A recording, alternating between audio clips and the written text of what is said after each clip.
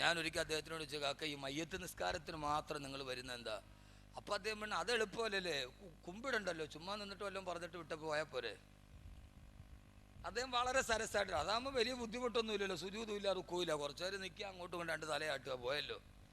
അപ്പം അദ്ദേഹത്തെ സംബന്ധിച്ചോളം അതൊരു എളുപ്പമുള്ള കാര്യമാണ്.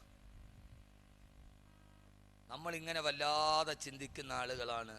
അള്ളാഹു സുബ്ഹാനഹു വ തആല ഈ ജനം അങ്ങോട്ട് മാറിയിട്ട് ചോദ്യം എവിടം വരെ എത്തി? 40 പേര് ഓൺലൈൻ ഉണ്ടെങ്കിൽ ജുമാ നിസ്കരിക്കാൻ പറ്റുമോ ഇല്ലയോ? അങ്ങനെയല്ലേ ചോദ്യം? അതന്നെ. ഫേസ്ബുക്കിൽ ചാറ്റ്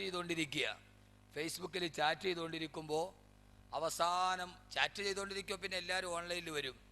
അപ്പോൾ ഉസ്താദിനോട് ചോദ്യം, ഉസ്താദ് ഇപ്പം 40 പേര് ഓൾറെഡി ഓൺലൈനിൽ നിൽപ്പുണ്ട്, ഫേസ്ബുക്കിൻ്റെ തിരക്കൊണ്ട് ജുമയ്ക്ക് പോകാൻ പറ്റൂല, ഞങ്ങൾ ഇവിടെ തന്നെ ഇരുന്ന് അങ്ങോട്ട് ജുമ നിസ്കരിച്ചാൽ മതിയോ? 40 പേരുണ്ട് ഓൺലൈൻ. എത്ര വിദഗ്ധനായിരിക്കും അത് കണ്ടുപിടിച്ച ആള്. അപ്പോൾ ഉസ്താദ് പറഞ്ഞു, നീ ഒരു കാര്യം ചെയ്ത്, തിരക്കാണെങ്കിൽ ആ വീട്ടിലെ ഫ്രിഡ്ജിൻ്റെ മുകളിൽ ഒരു കറുത്ത തുണി ഇട്ട് മൂടിയിട്ട് ഹജ്ജും അവിടെ തന്നെ അങ്ങോട്ട് നിർവഹിച്ചോളൂ. ഇനിയിപ്പോൾ കഅബയുടെ അവിടം വരെ പോകണ്ട, ഒരു തുണി ഇട്ട് മൂടിയിട്ട് ആ ഫ്രിഡ്ജിൻ്റെ മുകളിൽ അവിടെ ഒരു 7 പ്രാവശ്യം തവാഫൊക്കെ ചെയ്ത് ഹജ്ജും അവിടെ തന്നെ ആയിക്കോളി. വല്ലാതെ മാറിപ്പോയി. ഇൻഷാ അല്ലാഹ് നമുക്ക് പറയാം. ഞാൻ അതുകൊണ്ടാണ് പറഞ്ഞത്, ഹസരത്ത് ഉമർ റളിയല്ലാഹു തആല അൻഹു കേൾക്കുന്ന ഏതൊരു ചെറുപ്പക്കാരനും അവൻ്റെ ജീവിതത്തിൽ ഒരു റോൾ മോഡലാക്കി മാറ്റാൻ പറ്റും. നിങ്ങൾക്കൊരു റോൾ മോഡൽ വേണം. നിങ്ങളുടെ റോൾ മോഡൽ ആരാ? മെസ്സി അല്ല. നിങ്ങളുടെ റോൾ മോഡൽ ആരാ? മെസ്സി അല്ല. മെസ്സി ആരാ? മെസ്സി ആരാ? മെസ്സി പച്ച വ്യഭിചാരി. മെസ്സി ആരാ? കൊള്ളുന്ന നിങ്ങൾക്ക് നിങ്ങളുടെ വീടിൻ്റെ ബെഡ്റൂമിൽ നിങ്ങൾക്ക് അനുകരിക്കാൻ പറ്റുന്ന മാതൃക മെസ്സി അല്ല. മെസ്സി ആരാ? മെസ്സി പച്ച വ്യഭിചാരി. ചെറുപ്പക്കാർക്ക് എന്നോട് ദേഷ്യം തോന്നണ്ട. പച്ച വ്യഭിചാരിയുടെ ചിത്രമാണ് നീ നിന്റെ ബെഡ്റൂമിൽ ഒട്ടിച്ചു വെച്ചത്. ഇന്ന് ഏറ്റവും ചെറുപ്പക്കാരുടെ മൊബൈലും മെസ്സിയുടെയോ നെയ്മറിൻ്റെയോ ചിത്രമില്ലാത്ത ഒന്നില്ല. ഉണ്ടോ? ഉണ്ടാവൂല, വളരെ കുറവാ. മെസ്സി അറിയാത്തവരാരാ ഉള്ളത്? എന്നാ മെസ്സി ആരാ? പച്ച വ്യഭിചാരി. പച്ച വ്യഭിചാരി എന്ന് പറഞ്ഞാൽ ഏത് വ്യഭിചാരിയാ? നിങ്ങൾക്കറിയാവല്ലോ, കഴിഞ്ഞ ലോകകപ്പ് വേൾഡ് കപ്പ് നടക്കുന്നത് ദക്ഷിണാഫ്രിക്കയിലാ. ദക്ഷിണാഫ്രിക്ക എന്താ? ദക്ഷിണാഫ്രിക്കയുടെ പ്രത്യേകത അറിയോ? ലോകകപ്പ് എന്താ? വേൾഡ് കപ്പ് വ്യഭിചാരത്തിന്റെ ശാലയാ.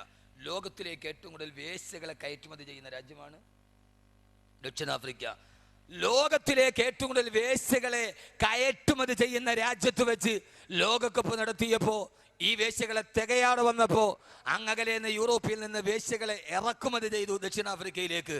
അപ്പൊ എന്താ വേൾഡ് കപ്പ്? എന്താ വേൾഡ് കപ്പ്? അവിടെ കാൽപന്ത് കളിയല്ല, അവിടെ വ്യഭിചാരത്തിന്റെ കഥയാ കൂടുതൽ വരിക. നിങ്ങൾക്ക് എന്നോട് ദേഷ്യമൊന്നും തോന്നരുത്. നിങ്ങൾ ഈ വച്ചിരിക്കുന്ന വിഗ്രഹങ്ങളൊന്നും അത്ര നല്ല വിഗ്രഹങ്ങളല്ല. അവിടെയാണ് ഞാൻ ഉമറിനെ മനസ്സിലാക്കി തരിക. ആരാ? മെസ്സി ആരാ? ദക്ഷിണാഫ്രിക്കയിലെ വേൾഡ് കപ്പ് നടത്തുമ്പോൾ ഏറ്റവും വലിയ വേശ്യകളെ കയറ്റുമതി ചെയ്യുന്ന രാജ്യത്തിലേക്ക് വേശ്യകളെ തികയാതെ വന്നപ്പോൾ യൂറോപ്പിൽ നിന്ന് വേശ്യകളെ ഇറക്കുമതി ചെയ്ത് കഴിഞ്ഞ വേൾഡ് കപ്പ് നടക്കുമ്പോ അന്ന് ഹോട്ടലുകളുടെ റൂമുകൾ മുഴുവൻ നേരത്തെ ബുക്കായപ്പോ അവസാനം സഞ്ചരിക്കുന്ന ആഡംബര വാഹനത്തിന്റെ നടുവിൽ വ്യഭിചാരത്തിന് സൗകര്യം ഒരുക്കി കൊടുത്ത വേൾഡ് കപ്പ് കടന്നുപോയി. സഹോദരങ്ങളെ, അർജന്റീന ലോകകപ്പിൽ തോറ്റെന്ന് മാത്രമല്ല, അന്തം വിട്ട തോക്കല് തോറ്റ്, എതിരില്ലാത്ത 4 ഗോളിന് അർജന്റീന തോറ്റു കഴിഞ്ഞപ്പോ അതിന്റെ നിരാശ മാറാൻ അന്തം വിട്ട തോക്കല് 4 ഗോളിന് എതിരില്ലാത്ത 4 ഗോളിന് തോറ്റു കഴിഞ്ഞപ്പോ പിറ്റേ ദിവസം രാവിലെ എയർപോർട്ടിൽ തന്റെ കാമുകിയുമായി ഹവായ് ദ്വീപിലേക്ക് പരാജയം മറക്കാൻ ഹവായ് ദ്വീപിലേക്ക് തന്റെ കാമുകയെയും പിടിച്ചുകൊണ്ട് മെസ്സി പോകുമ്പോ വിമാനത്താവളത്തിൽ അരക്കൈപ്പോട്ട് തുണിയില്ലാത്ത കാമുകയെ കെട്ടിപ്പിടിച്ചു നിൽക്കുന്ന മെസ്സിയുടെ ചിത്രം ലോകത്ത് മുഴുവൻ വരുമ്പോ പരസ്യമായി വ്യഭിചരിച്ചവന് സാധാരണ വ്യഭിചരിക്കാൻ പോകുന്നവൻ രഹസ്യമായി വ്യഭിചരിക്കും. ഹവായ് ദ്വീപിലേക്ക് ഭാര്യയല്ല കാമുകയുമായിട്ട് വ്യഭിചരിക്കാൻ പോകുമ്പോ ഫോട്ടോഗ്രാഫറിന് പോസ് ചെയ്ത പച്ച വ്യഭിചാരിയായ മെസ്സിയുടെ ചിത്രം നിന്റെ മൊബൈലിലും നിന്റെ വീടിന്റെ അലമാരയിൽ സൂക്ഷിക്കുന്ന എന്റെ പ്രിയപ്പെട്ട മുസ്ലിം ചെറുപ്പക്കാരാ, എന്താ പൊന്നുമോനെ കരുതിയിരണ്ട. വ്യഭിചാരത്തിന്റെ ശീലമല്ലേ പഠിച്ചു പോയത്?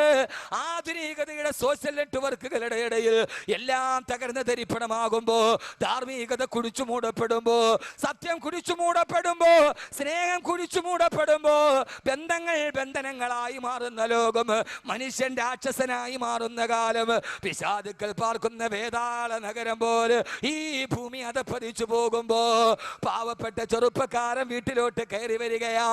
ആ കയറി വരുന്ന ചെറുപ്പക്കാരൻ വീട്ടിലോട്ട് കയറി വരുമ്പോ വാതിലിന്റെ പുറകിൽ ഒളിച്ചിരുന്നിട്ടവനെ പിച്ചാത്തി കൊണ്ട് കഴുത്തിന് വെട്ടി വീശി, അവസാനം വിധിയുടെ സൗഭാഗ്യം കൊണ്ട് അവൻ പ്രാണരക്ഷാത്തമോടി വീടിന്റെ മുറ്റത്ത് തളർന്നു വീടുമ്പോ, ചോരയിൽ കുളിച്ച പാവപ്പെട്ടവനെ ആംബുലൻസിലോട്ട് കയറ്റുമ്പോ വിതുമ്പുന്ന ചുണ്ടുകളോട് എന്റെ 4 വയസ്സുള്ള പൊന്നുമോളും എനിക്ക് ജന്മം തന്ന അമ്മയും അടുക്കളയിൽ മുറിവേറ്റ് കിടക്കുന്നുണ്ടെന്ന് പറയുമ്പോ, ഓടിച്ചെന്ന് നോക്കിയ ആ നാട്ടുകാർ കണ്ടതെന്തെന്നറിയോ? 4 വയസ്സുകാരി പൊന്നുമോള് 20 പ്രാവശ്യം മൂർച്ചയുള്ള കത്തി കൊണ്ട് വെട്ടി നുറുക്കി. അതിന്റെ അടുത്തൊരു പാവപ്പെട്ട വൃദ്ധ കൈകാലുകൾ വെട്ടി നുറുക്കപ്പെടുമ്പോ ആരാ ചെയ്തതാരാ? സ്വന്തം കാമുകന്റെ കൂടെയുള്ള ജീവിതത്തിന് 4 വയസ്സുള്ള പൊന്നുമോള് തടസ്സമായപ്പോ, ആ കാമുകന്റെ കൂടെ അവളുടെ കാമത്തിന്റെ പേക്കൂത്ത് തീർക്കാൻ 4 വയസ്സുകാരി പൊന്നുമോള് കത്തി കൊണ്ട് കൊത്തിയെറിഞ്ഞ രാക്ഷസിയുടെ ലോകം കണ്ട് കണ്ട് നമ്മൾ എത്രയോ മരവിച്ചു പോയടാണ്. അവളുടെ പേര് അനുശാന്ത എന്നാണത്രേ. ഏത് ശാന്തതയാണ് അവളുടെ മുഖത്ത്! 4 വയസ്സുള്ള പൊന്നുമോള് കാമത്തിന്റെ മുമ്പിൽ പ്രസവത്തിന്റെ വേദന മറന്നു പോയ അമ്മ എന്ന് പറയുന്ന 2 അക്ഷരം. അനുശാന്ത എന്ന അമ്മയെ നിനക്കറിയുമോ? ആ കുഞ്ഞിന്റെ ശരീരത്തിലേക്ക് ആഞ്ഞാഞ്ഞവൻ വെട്ടുമ്പോ ആ സമയത്ത് വേദന കൊണ്ട് ആ കുഞ്ഞ് നിലവിളിച്ചത് അമ്മേ എന്നല്ലയോ? അവസാനം അവളുടെ ശരീരത്തിലൂടെ രക്തം തടം തല്ലിയാ തൊടുകുമ്പോ രക്ഷപ്പെടാൻ ആ കുഞ്ഞ് വിളിച്ചത് അമ്മയെന്നല്ലയോ? 2 അക്ഷരം തമ്മിൽ കൂട്ടി പറയാൻ പഠിക്കുന്നതിന് മുമ്പ് ആദ്യം അവൾ അമ്മിഞ്ഞ പാല് കടിഞ്ഞിട്ട് പറഞ്ഞ 2 അക്ഷരം അമ്മ. അവസാനം ആ കണ്ണിലേക്ക് 4 വയസ്സുള്ള പൊന്നുമോളുടെ കണ്ണിലേക്ക് ഇരുട്ട് കയറുന്നതിന് മുമ്പ്, മരണത്തിലേക്ക് മരണവേദന സഹിക്കുമ്പോഴും ആ 4 വയസ്സുള്ള പൊന്നുമോള് വിളിച്ചത് അമ്മ. പെണ്ണേ, നീ നിന്റെ കാമത്തിനും നിന്റെ കാമുകന്റെയും മുമ്പിൽ നീ നശിപ്പിച്ചത് അമ്മ എന്ന മാതൃത്വത്തിന്റെ ഏറ്റവും വലിയ സൗഹാർദ്ദത്തിന്റെ സ്നേഹത്തിന്റെ 2 അക്ഷരത്തെ എങ്ങനെയാണ് അട്ടക്കുളങ്ങരയിലെ തടവ് പെണ്ണുങ്ങൾ പോലെ സഹിക്കുക? അവരെങ്ങനെയാണ് സഹിക്കുക? ജയിലിന്റെ ഇരുമ്പടിക്കുള്ളിൽ കിടക്കുന്ന അട്ടക്കുളങ്ങരയിലെ തടവ് പെണ്ണുങ്ങളുടെ ഹൃദയത്തിൽ പോലും അവൾ രാക്ഷസിയായി മാറുമ്പോ, എന്റെ പ്രിയപ്പെട്ട ചെറുപ്പക്കാരാ, വാട്സപ്പും ഫേസ്ബുക്കുമായി പാതിരാത്രികളെ ചെലവഴിച്ചു കളയുമ്പോ ആ പെണ്ണ് തന്റെ വീട്ടിലേക്ക് പോകാനുള്ള വഴി വാട്സപ്പിലൂടെ കാമുകൻ അയച്ചു കൊടുത്തു അത്രേ. എന്ന് മാത്രമല്ല, നിങ്ങൾ അറിയുക, മനുഷ്യരെ തലതാഴ്ത്തുക. തന്റെ 4 വയസ്സുള്ള പൊന്നുമോള് വെട്ടേറ്റ് പിടയുന്ന ചിത്രം കാമുകനി അമ്മയ്ക്ക് വാട്സപ്പിലൂടെ അയച്ചു കൊടുത്തു അത്രേ. കാമമേ, നിന്റെ പേരോ അമ്മ. പിശാചുക്കൾ പാർക്കുന്ന വേതാള നഗരം പോലെ ഈ ലോകം അതപ്പതിച്ചു പോകുമ്പോ ഇവിടെ ഞാൻ നിങ്ങളോട് പറയുകയാണ്, സ്വന്തം ബീജത്തിൽ പിറന്ന 5 കുഞ്ഞുങ്ങള് ജീവനോടെ കുടിച്ചു മൂടിയ ഖത്താബിന്റെ മകൻ ഉമറിനെ ഞാനതാണ് പറഞ്ഞത്. വർത്തമാനകാലത്തിന്റെ ദർപ്പണത്തിലൂടെ നാം കാണുകയാണ് 1400 വർഷങ്ങൾക്കപ്പുറം ജീവിച്ചു പോയ മരുഭൂമിയിലെ കാട്ടാളനെ ഖത്താബിന്റെ മകൻ ഉമറിനെ. ഉമറാരാ? തന്നിക്ക് ജനിച്ച കുഞ്ഞുങ്ങളെ ജീവനോടെ കുടിച്ചു മൂടിയ ഉമർ. പക്ഷേ ഉമറിന് മാനസാന്തരമുണ്ടായി. എപ്പോഴെന്നറിയോ? 2 മണിക്കൂർ വയൽ കെട്ടപ്പെടല്ല, ദീർഘകാല വായനയ്ക്ക് ശേഷമല്ല. ഈ പ്രാവശ്യം ഇന്ത്യയിലാദ്യമായി 600 കിലോമീറ്റർ ഓടി തീർത്ത മാരത്തണിന്റെ ദേവാട് ബോബി ചെമ്മണ്ണൂർ മിനിങ്ങാന് ചന്ദ്രശേഖരൻ നായർ സ്റ്റേഡിയത്തിൽ പറഞ്ഞത് എന്താണെന്നറിയോ? പാവങ്ങൾക്ക് വേണ്ടി സഹായിക്കണമെന്ന് എനിക്ക് തോന്നിയത്. ജീവിതത്തിൽ എനിക്ക് സമാധാനം കിട്ടിയില്ല. അവസാനം ജീവകാരുണ്യ പ്രവർത്തനത്തിൽ പോകണമെന്ന് എനിക്ക് തോന്നിയത് മദർ തെരേസയുടെ ജീവിതം വായിച്ചപ്പോഴാ. ബോബി ചെമ്മണ്ണൂരിന് മദർ തെരേസയുടെ ജീവിതം മുഴുവൻ വായിക്കേണ്ടി വന്നെങ്കിൽ, എന്റെ പ്രിയപ്പെട്ട സഹോദരങ്ങള്, കള്ളുകുടിച്ചിട്ട് ആദ്യം കാണുന്നവന് അരയിൽ കിടക്കുന്ന വാളിന്റെ മൂർച്ചയറിയാൻ ആദ്യം കാണുന്നവന്റെ കൈത്തണ്ടയിൽ വെട്ടി നോക്കിയ കാട്ടാളനായ ഉമറിന് ഒരാളുടെ ജീവചരിത്രം വായിക്കേണ്ടി വന്നില്ല, ഒരു ദിവസം മെനക്കെടേണ്ടി വന്നില്ല. ഒരൊറ്റ നിമിഷം കൊണ്ട് പ്രിയപ്പെട്ട സഹോദരി ഖുർആൻ ഓതുകയാണ്. ഹബീബായ മുത്തിന്റെ തലയെടുക്കാൻ ഊരി പിടിച്ച വാളുമായി ഉമർ പോവുകയാണ്. ആ സമയത്താണ് ത്വാഹ മാ അൻസൽനാ അലൈക്കൽ ഖുർആന ലിതശ്കാ ഇല്ലാ തദ്കിറതൻ ലിമൻ യഖ്ശാ തൻസീലൻ മിമ്മൻ ഖലഖൽ അർള വസ്സമാവാതിൽ ഉലാ. ആയത്ത് കേൾക്കേണ്ട താമസം പൊട്ടിക്കരഞ്ഞുകൊണ്ട് ഇസ്ലാമിലേക്ക് തിരിച്ചു വന്ന് ഇനി ഞാൻ നന്മക്കാണ്, ഇനി ഞാൻ മനുഷ്യനാണെന്ന് പറഞ്ഞ് ഒരു നിമിഷം കൊണ്ട് ഖുർആന്റെ ആയത്ത് കേട്ടപ്പോ ജീവിതത്തിലേക്ക് ഒരു മനുഷ്യനായി, ഒരു മനുഷ്യനായി, ഒരു മത്തനായി തിരിച്ചു വന്നു. സയ്യിദുനാ ഉമർ ഇബ്നുൽ ഖത്താബ് റളിയല്ലാഹു തആല അൻഹു. അവസാനം ആ കാട്ടാളം പിന്നീട് ജന്മം മാറിയപ്പോ, മാനസാന്തരത്തിന്റെ മാതൃകയായപ്പോ, അവസാനം ഇന്ത്യ പാക് വിഭജനം നടക്കുന്ന സമയത്ത് ഹൈന്ദവരും മുസ്ലിമീങ്ങളും പരസ്പരം കൊത്തിയെരിഞ്ഞ് നവകാലിയുടെ അഭയാർത്ഥി ക്യാമ്പിൽ ശിരസെട്ട കബന്ധങ്ങളുടെ മുമ്പിൽ സാക്ഷാൽ ഇന്ത്യ രാജ്യത്തിന്റെ രാഷ്ട്രപിതാവ് മോഹൻദാസ് കരംചന്ദ് ഗാന്ധി പറഞ്ഞതെന്താ? ഇന്ത്യ രാജ്യത്തിലെ സമാധാനമെങ്കിൽ മക്ക ഭരിച്ച ഉമറിന്റെ ഭരണം ഇന്ത്യക്ക് വേണമെന്ന് മോഹൻദാസ് കരംചന്ദ് ഗാന്ധി പോലും പറഞ്ഞു പോയാ. നെപ്പോളിയൻ ബോണപ്പാർട്ട് പോലും എനിക്ക് ലോകം മുഴുവനും അടക്കി പിടിക്കണം, എന്നിട്ട് ഉമർ ഭരിച്ചതുപോലെ എനിക്കും ഭരിക്കണമെന്ന് നെപ്പോളിയൻ പോലും പറയുന്ന അവസ്ഥയിൽ ആരും കൊതിക്കുന്ന മനുഷ്യനായി മാറി സയ്യിദുനാ ഉമർ ഇബ്നുൽ ഖത്താബ് റളിയല്ലാഹു തആല അൻഹു. പിന്നെ ഉമർ ആരായി മാറി? ലോകത്ത് പിന്നീട് എല്ലാവരും ആഗ്രഹിച്ചു അവർക്ക് ഉമറാകണമെന്ന്. ഇതാണ് മനുഷ്യൻ. പിന്നീട് വന്ന ചരിത്രകാരന്മാർ മുഴുവനും ആഗ്രഹിച്ചു, അവരവർ പറഞ്ഞു എനിക്ക് ഉമറാവണം. ആരായി ഉമർ? ആരായി ഉമർ? മനസ്സിലാവണില്ലേ? എന്തിട്ടിരിപ്പ പടച്ചോനിരിക്കണത്? ഈ തെരഞ്ഞെടുപ്പ് കഴിഞ്ഞിട്ട് സ്ഥാനാർത്ഥി ഇരിക്കണമാതിരി ജയിച്ചോന്ന് പറഞ്ഞുകൂടാ, തോക്കുമെന്ന് പറഞ്ഞുകൂടാ. ഒരാൾ LDF പറഞ്ഞ് 20 സീറ്റ് അവർക്കാന്ന്, UDF പറഞ്ഞ് 20 അവർക്കാന്ന്. ഇതിപ്പോൾ 40 സീറ്റ് മത്സരം നടന്നെന്ന് തോന്നുന്നു പറയാനായിട്ടാ. ഇപ്പം അവരെ കണക്കനുസരിച്ച് 40 സീറ്റ് മത്സരം നടക്കണം. LDF പറഞ്ഞ് 20 അവർക്കാണ്, UDF പറഞ്ഞ് അവർക്ക് 20 ഉറപ്പാണ്. ആകെ എത്ര മത്സരം നടന്നിട്ടുള്ളൂ? 20 ഉള്ളു താൻ. എനിക്കിപ്പോൾ LDF ഇല്ല, UDF ഇല്ല, എനിക്കില്ല അമത വല വിമത. നമുക്കിപ്പോൾ ആര് വന്നാലും കോരന് കഞ്ഞി കുമ്പിളി തന്നെ, അത് വേറെ കാര്യം. ആര് വന്നാലും കോരന് കഞ്ഞി കുമ്പിളി തന്നെ. എൻ്റെ പ്രിയപ്പെട്ട സഹോദരങ്ങളെ, അതുകൊണ്ട് ഇങ്ങോട്ട് നോക്ക്. വെളുത്തുള്ളി തിന്ന കാലം മറന്നു. എത്ര വില? പെട്രോൾ വാങ്ങിക്കാൻ പറ്റും, അതും പറ്റും. എല്ലാം കണക്കാണ്. ഒന്ന് പോട്ടെ, അത് വേണ്ട, രാഷ്ട്രീയം വേണ്ടല്ലേ, അത് വിളിച്ചു. അല്ലാഹു സുബ്ഹാനഹു വ തആല നല്ല രാഷ്ട്രീയക്കാരാക്കി അല്ലാഹു തരട്ടെ. ആമീൻ പറ. നല്ല രാഷ്ട്രീയക്കാരുണ്ട്. വെള്ളിയാഴ്ച ദിവസം തൻ്റെ പാർലമെന്റിന്റെ വലതുഭാഗത്തുള്ള ഓഫീസിൽ വെള്ളിയാഴ്ച സന്ദർശകരുടെ തിരക്ക് കൂടിയിട്ട് അവസാനം വെള്ളിയാഴ്ച പള്ളിയിൽ ജുമയ്ക്ക് ബാങ്ക് വിളിച്ചപ്പോൾ ബാങ്ക് കേട്ടിട്ടൊരു മനുഷ്യൻ അന്നത്തെ MP കസേരയിൽ മുഖം വെച്ചിട്ട് പൊട്ടിക്കരഞ്ഞു. ആളുകൾ ചോദിച്ചു എന്താ കരയുന്നതെന്ന് ചോദിച്ചപ്പോൾ, ഇന്നെൻ്റെ ആളുകളുടെ തിരക്ക് കാരണത്താൽ എന്നും ഞാൻ ഓതുന്ന സൂറത്തുൽ കഹ്ഫ് എനിക്കിന്ന് വെള്ളിയാഴ്ച ഓതാൻ പറ്റിയില്ലല്ലോ അള്ളാഹുവേ എന്ന് പറഞ്ഞ് പൊട്ടിക്കരഞ്ഞ മനുഷ്യനാണ് കായിദെ മില്ലത്ത് ഇസ്മായിൽ സാഹിബ്. അങ്ങനെയുള്ള ആളുകളൊക്കെ കഴിഞ്ഞുപോയി, അതൊക്കെ മരിച്ചുപോയി. ഇന്ന് ആ പോട്ട്. അള്ളാഹു നമ്മളെല്ലാവരെയും നന്നാക്കി തരട്ടെ. നമ്മളെ നന്നാക്കി തരട്ടെ. ഉമർ നാട് ഭരിച്ചു. ഇങ്ങോട്ട് നോക്കുമോനെ, ഞാൻ പറയണത് ഈ തെരഞ്ഞെടുപ്പിന്റെ കഥയല്ല. ഈ തെരഞ്ഞെടുപ്പിൽ ഇത്രയും പ്രചരണമൊക്കെ നടത്തി, അവസാനം കൊട്ടിക്കലാശമൊക്കെ നടത്തി, ആടിത്തിമിർത്തും പാടിത്തിമിർത്തും ഒക്കെ നിന്നാൽ കിട്ടുന്ന സീറ്റ് പരമാവധി എത്ര വർഷം? ഈ സ്ഥാനാർത്ഥികൾ വീട് തോറും കയറി ഇറങ്ങി ഇത്രയും കഷ്ടപ്പെട്ട് ഇത്രയും ബുദ്ധിമുട്ടി അവരവസാനം എങ്ങാനും ഒരാൾ ജയിച്ചാൽ കിട്ടുന്ന സീറ്റ് എത്രയുള്ളൂ പരമാവധി? 5 വർഷം. 5 വർഷം കഴിഞ്ഞാൽ അടുത്തയാൾക്ക് മാറി കൊടുക്കണം, ഇല്ലെങ്കിൽ വീണ്ടും മത്സരിക്കണം. ഞാൻ പറയുന്ന സീറ്റ് എന്നറിയോ? ഉമർ മേടിച്ച സീറ്റാ റളിയല്ലാഹു തആല. ആ സീറ്റിന്റെ പ്രത്യേകത എന്താണെന്നറിയോ? അല്ലാഹു പറയുകയാണ് ഇന്നല്ലദീന ആമനു വഅമിലു സ്വാലിഹാത്തി കാനത് ലഹും ജന്നാത്തുൽ ഫിർദൗസി നുസുലാ.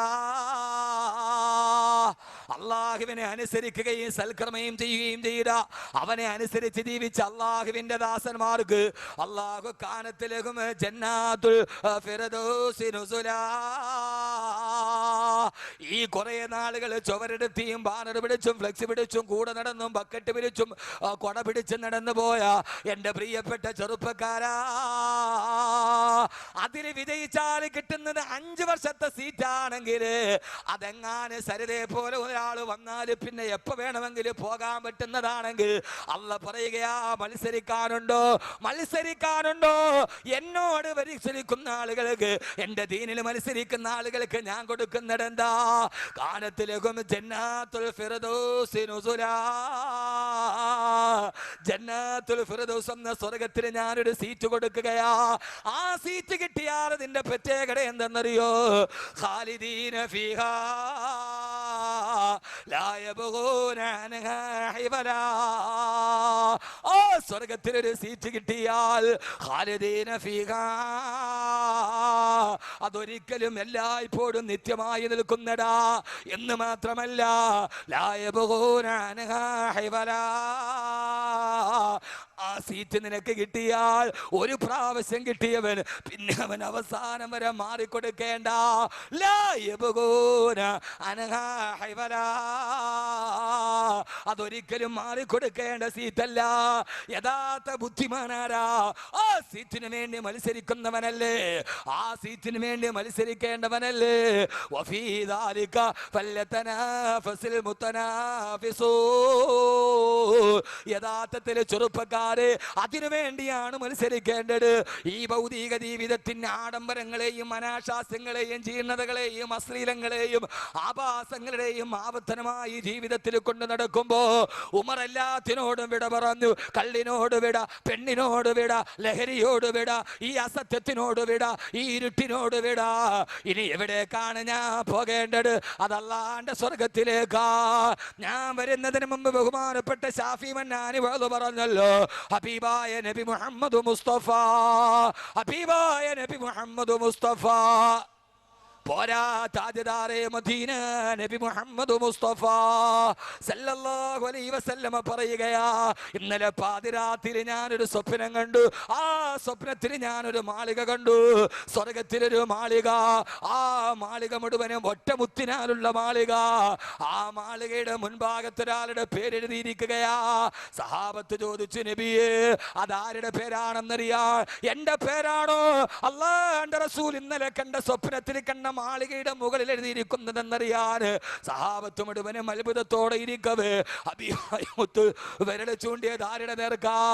അല്ലാഹുവിന്റെ റസൂൽ പറഞ്ഞു, ഉമറേ നളർതു ഇലാ ബാബിൽ ജന്നത്തി മക്തൂബൻ ബിസ്മി ഉമറ.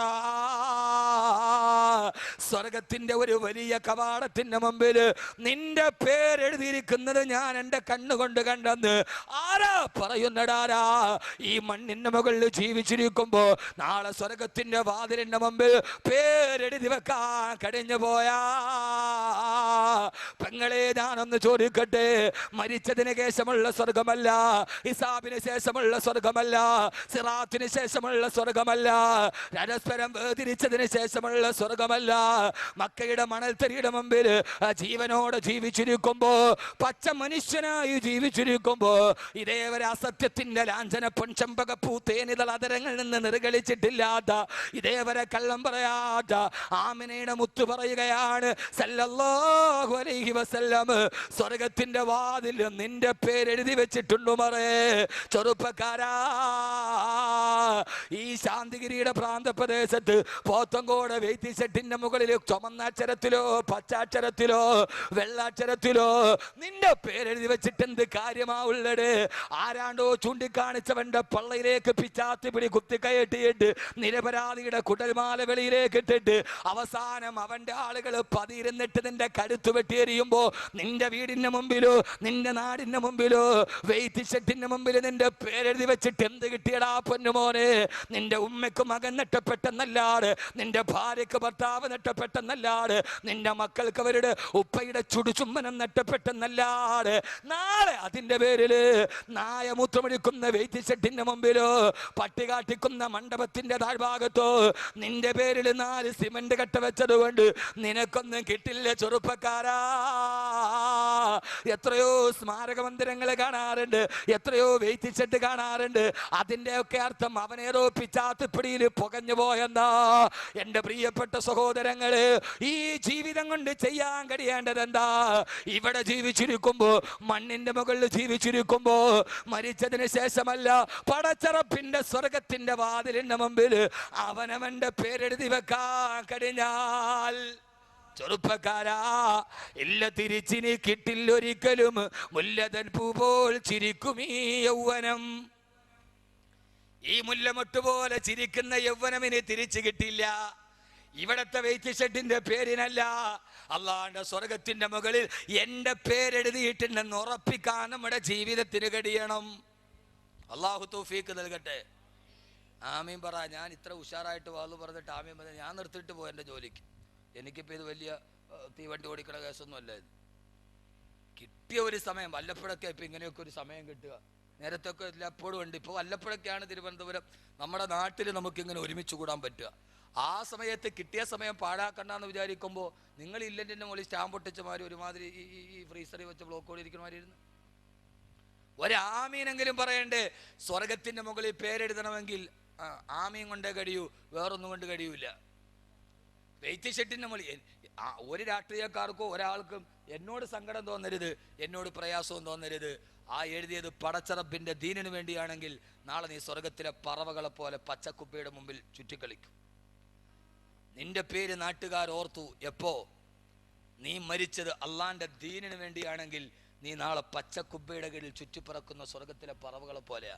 അല്ലെങ്കിൽ ഇതുകൊണ്ട് എന്താ നേടിയത്? ഊരിന്റെ വിരിമാറിൽ ഞങ്ങളുടെ നേതാവുണ്ടെങ്കിൽ ഇക്കൊടിയാണ് കട്ടായം, പകരം ഞങ്ങൾ ചോദിക്കുമെന്ന് പറഞ്ഞ് ആ പകരത്തിന്റെ കണക്കെടുപ്പിലാണ് കുടൽമാല വെളിയിലേക്ക് വന്നത്. ഒന്നും നേടാനില്ല. പക്ഷെ ഈ ഭൂമിയിലിരിക്കുമ്പോൾ അതാണ് മഹാൻ. മഹാനാരാ? എടേ മഹാനാരാ? മഹാൻ എന്ന് പറഞ്ഞാൽ ഇപ്പൊ മഹാന്മാർക്ക് ഒരു കുഴപ്പമില്ല, ക്ഷാമവയില്ല, എല്ലാവരും മഹാന്മാരാ. അവരവർ തന്നെ പറയുക, അവരവർ തന്നെ അവനവനെ മഹാനാക്കുന്ന കാലഘട്ടത്തിൽ നമ്മൾ ജീവിച്ചിരിക്കുക. മഹാന്മാര് ഒരാൾ പ്രസംഗിക്കുക, ഞാൻ ഇത്രയും വലിയ മഹാനാകുമെന്ന് ഞാൻ തന്നെ കരുതിയിരുന്നില്ല. അങ്ങനെ മഹാനാക്കുകയാണ് അവര്. അവനവന്റെ ആണ്ട് നേർച്ച അവനവൻ തന്നെ നടത്തുക. എടാ, ഇത് ആരെ ആണ്ട് നേർച്ച? എൻ്റെ ആണ്ട് നേർച്ച. അവനവന്റെ ആണ്ട് നേർച്ച അവനവൻ തന്നെ നടത്തുകയാണ്. ആ ഒരു കാലത്താണ് നമ്മൾ ജീവിച്ചിരിക്കുന്നത്. എങ്ങോട്ടായി ആളുകൾ എഴുന്നേറ്റ് പോകുന്നു? അവിടെ എന്തോ വല്ല ആക്സിഡൻറ്റോ എന്തെങ്കിലും ആയിരിക്കും. അവിടെ ഒന്നുമില്ല, ആരും ഓടണ്ട, എല്ലാവരും അവിടെ തന്നെ ഇരിക്കുന്നു. എങ്ങോട്ട് പോകാനാ? എവിടേക്ക് പോകാനാ? അവിടെ ഇരി. അവിടെ എന്തെങ്കിലും നടന്നിട്ടുണ്ടെങ്കിൽ ഇച്ചാൽ അതങ്ങോട്ട് കഴിഞ്ഞ് പൊക്കോളൂ. വല്ല ആക്സിഡന്റ് എന്തെങ്കിലും ആയിരിക്കും. റോഡ് സൈഡല്ലേ. ഞാൻ ആദ്യം പറഞ്ഞില്ല, ഇപ്പൊ മനസ്സിലായ ഞാൻ മഹാനാന്ന്. ഞാൻ പറഞ്ഞില്ലേ? അപ്പൊ എന്താണെന്നറിയോ, അവനവനെ തന്നെ നമ്മൾ പറയരുത്. ഇപ്പൊ ഇവിടെ ആരോ അനൗൺസ്മെന്റ് ചെയ്തപ്പോൾ പറഞ്ഞു, അഹമ്മദ് കബീർ വാക്കബി സൂഫി ചക്രവാളത്തിലെ സൂര്യ തേജസ്. അങ്ങനെയൊന്നും പറയരുത്. അതൊക്കെ അള്ളാഹുവിൻ്റെ വലിയ ആരിഫീങ്ങളും വലിയ ഔലിയാക്കളും അവർക്ക് വേണ്ടി ഉപയോഗിക്കുന്ന പദമാണ്. ആ പദമൊന്നും അഹമ്മദ് കബീറിനെ പോലെയുള്ള ആളുകളെ കുറിച്ച് പറയരുത്. കുട്ടികളൊരാവേശത്തിൽ, ഈ കുട്ടികൾ ഭയങ്കര കുട്ടികളെ, എന്നെ പ്രസംഗത്തിന് ബുക്ക് ചെയ്തിട്ട് എൻ്റെ വീടിൻ്റെ മതിൽ വാൾ പോസ്റ്റ് ഒട്ടിച്ച ആളുകളാകുമാർ. ഞാൻ ഒരു ദിവസം രാവിലെ കോഴിക്കോട് നിന്ന് വാദം കഴിഞ്ഞ് വെള്ളിയാഴ്ച രാവിലെ വീട്ടിൽ വന്ന് നോക്കുമ്പോൾ ഞാൻ പുതിയതായിട്ട് പണിത വീടിനെ നല്ല പെയിന്റ് അടിച്ചിട്ട് ഒരാഴ്ചയില്ല. അതിന് മുമ്പ് ഞാൻ നോക്കിയപ്പോൾ ഞാൻ തന്നെ ചിരിച്ചുകൊണ്ടിരിക്കുന്നു. നോക്കിയപ്പോൾ സിറാജുൽ ഹുദ യൂത്ത് ഫെഡറേഷൻ്റെ ആഭിമുഖ്യത്തിൽ അഹമ്മദ് കബീർ വാക്കവി പോത്തങ്കോട് പ്രസംഗിക്കുന്നെന്ന് എൻ്റെ വീടിൻ്റെ ചുമരിൽ വാൾ പോസ്റ്റ് ഒട്ടിച്ച മഹാന്മാരാണ് ഇവർ. അതോർത്തിട്ട് ഞാൻ വരുമ്പോഴാണ്, കയറി വരുമ്പോൾ എന്താ ഇവിടെ നിന്ന് പോകാം, എന്താ ഡ്രാക്കുള പറഞ്ഞതാ. അതുകൊണ്ട് നമ്മൾ പല കാര്യങ്ങളും ഒക്കെ പറയുമ്പോൾ ആ പറയുന്ന കാര്യങ്ങൾ വളരെ ശ്രദ്ധിച്ചേ പറയാവുള്ളൂ. അനൗൺസ്മെന്റ് ചെയ്യുമ്പോൾ വല്ലാതെ അങ്ങോട്ട് പൊക്കിക്കളയരുത്.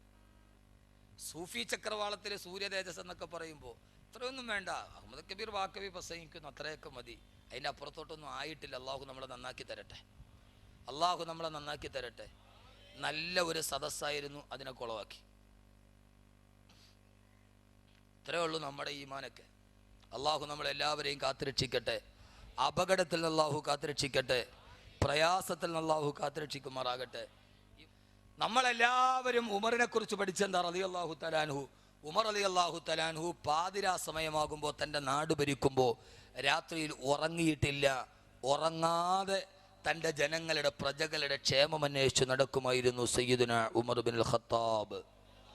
സയ്യിദുന ഉമർ ബിനുൽ ഖത്താബ്, സയ്യിദുന ഉമർ ബിനുൽ ഖത്താബ് റളിയല്ലാഹു തആല. പോയവരൊക്കെ തിരിച്ചു വന്നു. എന്താ സംഭവം? എന്താ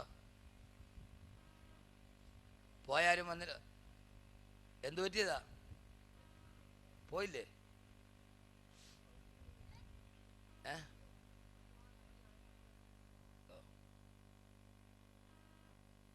അള്ളാഹു നമുക്ക് ബോധം തരട്ടെ.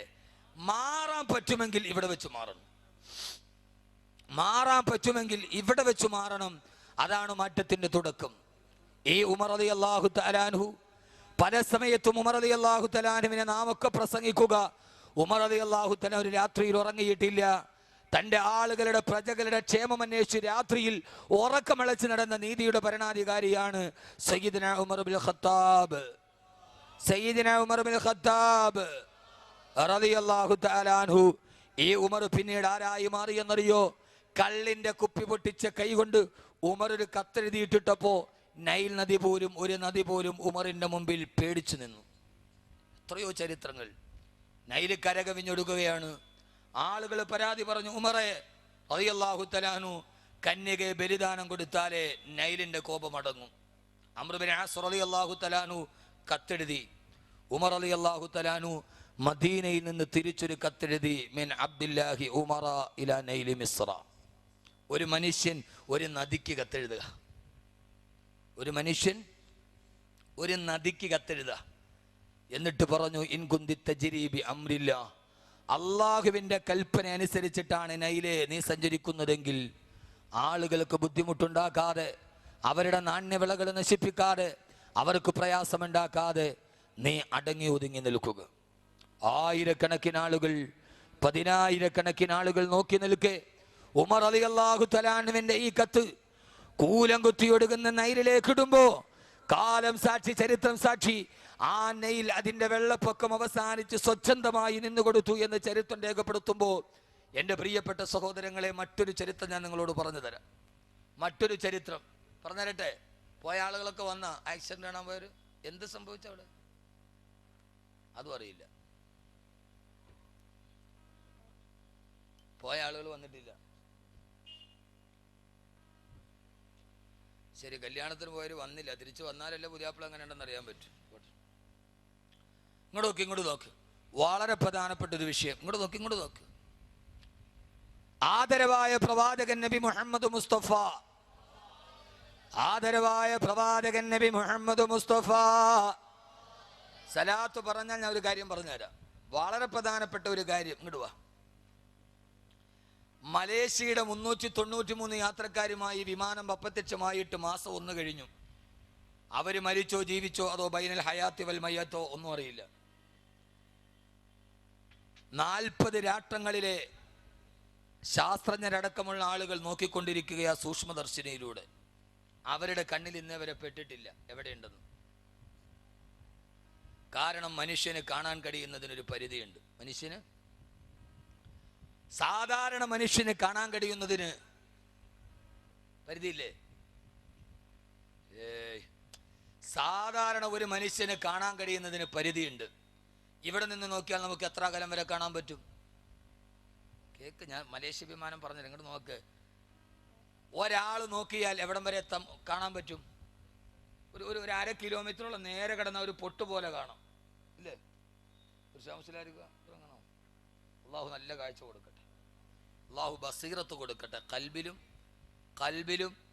അള്ളാഹു ബസീറത്ത് കൊടുക്കട്ടെ, കണ്ണിലും അള്ളാഹു ബസീറത്ത് കൊടുക്കട്ടെ. ഒരു 1/2 കിലോമീറ്റർ കാണാൻ പറ്റൂലേ? പറ്റുമോ ഇല്ലയോ? നിങ്ങൾക്ക് പറ്റൂല്ലോ. എന്നാൽ അള്ള കാണണ്ടെന്ന് വിചാരിച്ചാൽ നിന്റെ കാലിൻ്റെ ചവിട്ടി കിടക്കണം നിനക്ക് കാണാൻ പറ്റൂല. പറ്റൂ? ഖുർആൻ, ഖുർആൻ, ഞാനല്ല ഖുർആൻ. അള്ള കാണണ്ടെന്ന് വിചാരിച്ചാൽ നിന്റെ കാലിന്റെ ചുവട്ടിൽ കിടക്കുന്ന സാധനം കാണാൻ നിന്നെ കൊണ്ട് പറ്റൂല. ഖുർആൻ മനസ്സിലാവാനുണ്ടോ പറയണുണ്ടോ? എവിടെയാന്ന് ചോദിച്ചാൽ ഈ വെള്ളിയാഴ്ച ഇന്നത്തെ ദിവസം നിങ്ങൾ പാരായണം ചെയ്ത സൂറത്തുൽ കഹ്ഫ് 7 യുവാക്കളങ്ങകലെ വനാന്തരത്തിൽ പോയി 350 വർഷം ഉറങ്ങിക്കിടക്കുകയാ. അവരെവിടെയാ കിടക്കുന്നത്? എവിടെയാ? അള്ളാഹുവിന്റെ ഖുർആൻ പറയുകയാണ്, ആ നാട്ടിലെ അങ്ങാടിയിലെ ജനങ്ങൾ താമസിക്കുമ്പോ അവര് വിളിച്ചാൽ കേൾക്കുന്ന ദൂരത്താണ് 7 യുവാക്കൾ കിടന്നുറങ്ങുന്നത്. പക്ഷേ 309 വർഷം ആ നാട്ടുകാരവരെ കണ്ടെത്തിയില്ല. കേട്ടാൽ കേൾക്കുന്ന, അവര് വിളിച്ചാൽ കേൾക്കുന്ന അകലത്തിലാണ്. അല്ലാഹു സുബ്ഹാനഹു വ തആല 7 യുവാക്കളെയും അവരുടെ നായെയും കടത്തുറക്കിയത്. പക്ഷേ 350 വർഷം ആ ജനത്തിന് അള്ളാഹ് കാണിച്ചു കൊടുക്കാതിരുന്നത് കൊണ്ട് കാണാൻ കഴിഞ്ഞിട്ടില്ല. തൊട്ടടുത്താണ് 7 യുവാക്കൾ കിടന്നതിന്റെ തൊട്ടടുത്താണ് ആ നാട്ടിലെ അങ്ങാടി.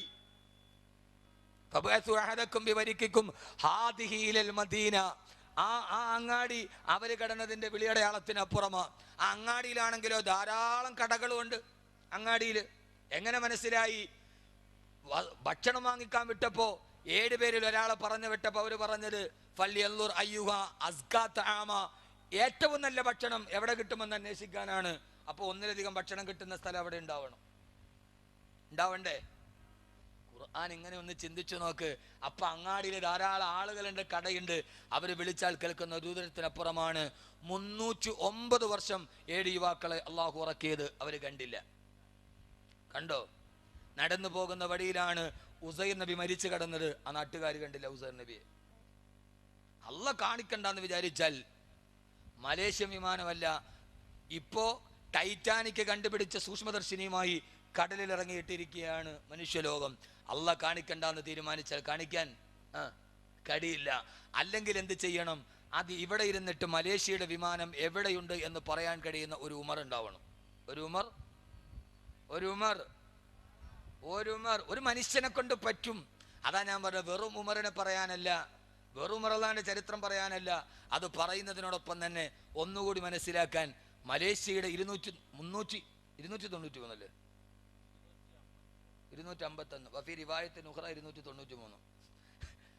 യാത്രക്കാർ എവിടെ എന്ന് പറയാൻ അല്ലെങ്കിൽ ഒരു ഉമർ ഉണ്ടാവണം. റളിയല്ലാഹു അൻഹു ഉമർ എന്നുണ്ടെങ്കിൽ പറഞ്ഞേനെ. പറയില്ലേ? മദീനത്തെ പള്ളിയിലെ മിഹ്റാബില്, മദീനത്തെ പള്ളിയുടെ മിമ്പറിൽ ഖുത്ബ ഓതിക്കൊണ്ടിരിക്കുകയാ. ആ സമയത്ത് ഖുത്ബ ഓതിക്കൊണ്ടിരിക്കുമ്പോഴാണ് ഉമർ റളിയല്ലാഹു തആല വിളിച്ചു പറയുന്നത്, യാ സാരിയ അൽ ജബൽ അൽ ജബൽ. 100 കണക്കിന് കിലോമീറ്റർ അകലെ സാരിയ റളിയല്ലാഹു അൻഹുവിന്റെ നേതൃത്വത്തിൽ യുദ്ധം നടക്കുകയാ. ആ ഭാഗത്തേക്ക് തിരിഞ്ഞു നിന്നിട്ട് സാരിയ പർവ്വതത്തെ സൂക്ഷിക്കണേ, സാരിയ പർവ്വതത്തെ സൂക്ഷിക്കണേ. ആരോടാ വിളിച്ചു പറയുന്നത്? ഖുത്ബ കഴിഞ്ഞ് വെളിയിലിറങ്ങുമ്പോ സാഹത്ത് ചോദിച്ചില്ല ഉമർ റളിയല്ലാഹു അൻഹുവിനോട്, ഉമറേ ആരെയാ വിളിച്ചത്? എന്തിനാ ഖുത്ബക്കടയിൽ സാരിയയെ വിളിച്ചത്? സാരിയ 100 കണക്കിന് കിലോമീറ്റർ അകലെ യുദ്ധം ചെയ്യുകയല്ലേ. ആ സമയത്താണ് ഉമർ റളിയല്ലാഹു തആല പറഞ്ഞത്, ഞാൻ മിമ്പറിൽ ഖുത്ബ ഓതിക്കൊണ്ടിരിക്കുമ്പോ 100 കണക്കിന് കിലോമീറ്റർ അകലെയുള്ള സാരിയ റളിയല്ലാഹു തആല യുദ്ധം ചെയ്യുന്ന സ്ഥലം ഞാൻ എൻ്റെ കണ്ണുകൊണ്ട് കണ്ടു. 100 കണക്കിന് കിലോമീറ്റർ അകലെയുള്ള യുദ്ധപ്പറമ്പ് ഞാൻ എൻ്റെ കണ്ണുകൊണ്ട് കണ്ടു. പർവ്വതത്തിന്റെ മുകളിലൂടെ ശത്രുക്കൾ വരുന്നുണ്ട്. അതുകൊണ്ട് സാരിയോട് വിളിച്ചു പറഞ്ഞടാ, ആ ഭാഗത്തൊന്ന് ശ്രദ്ധ കേന്ദ്രീകരിക്കാൻ. മദീനത്തെ പള്ളിയിൽ ഇരുന്നു കൊണ്ട് ഉമർ വിളിക്കുമ്പോൾ റളിയല്ലാഹു അൻഹു 100 കണക്കിന് കിലോമീറ്റർ അകലെയുള്ള സാരിയ റളിയല്ലാഹു തആല മറുപടി പറഞ്ഞില്ല. മുഅ്മിനീങ്ങളെ, 253 യാത്രക്കാരുമായി കോലാലംപൂരിൽ നിന്ന് ബെയ്ജിങ്ങിലേക്ക് പറന്നിറങ്ങിയ വിമാനം എവിടെ? 40 രാട്ടങ്ങൾ, 40ഓളം വരുന്ന മുങ്ങിക്കപ്പലുകൾ. എവിടെയാണ് നോക്കേണ്ടത്? ടൈറ്റാനിക് കണ്ടുപിടിച്ച സൂക്ഷ്മദർശിനിയുമായിട്ട് ഇറങ്ങിയിട്ട് പോലും കാണാൻ കഴിയുന്നില്ല. അത് നിന്റെ സൂക്ഷ്മദർശിനിക്ക് കാണണമെന്നില്ല. ഉമറിനെ പോലെ ഏതെങ്കിലും ഒരു മനുഷ്യനെ ജീവിതത്തിൽ ഉണ്ടാക്കാൻ കഴിഞ്ഞാൽ അതെവിടെയാണെന്ന് പറയാൻ കഴിയുമെന്ന് അല്ലാഹുവിന്റെ പ്രിയപ്പെട്ട ഇസ്ലാമിന്റെ ചരിത്രം രേഖപ്പെടുത്തുകയാ.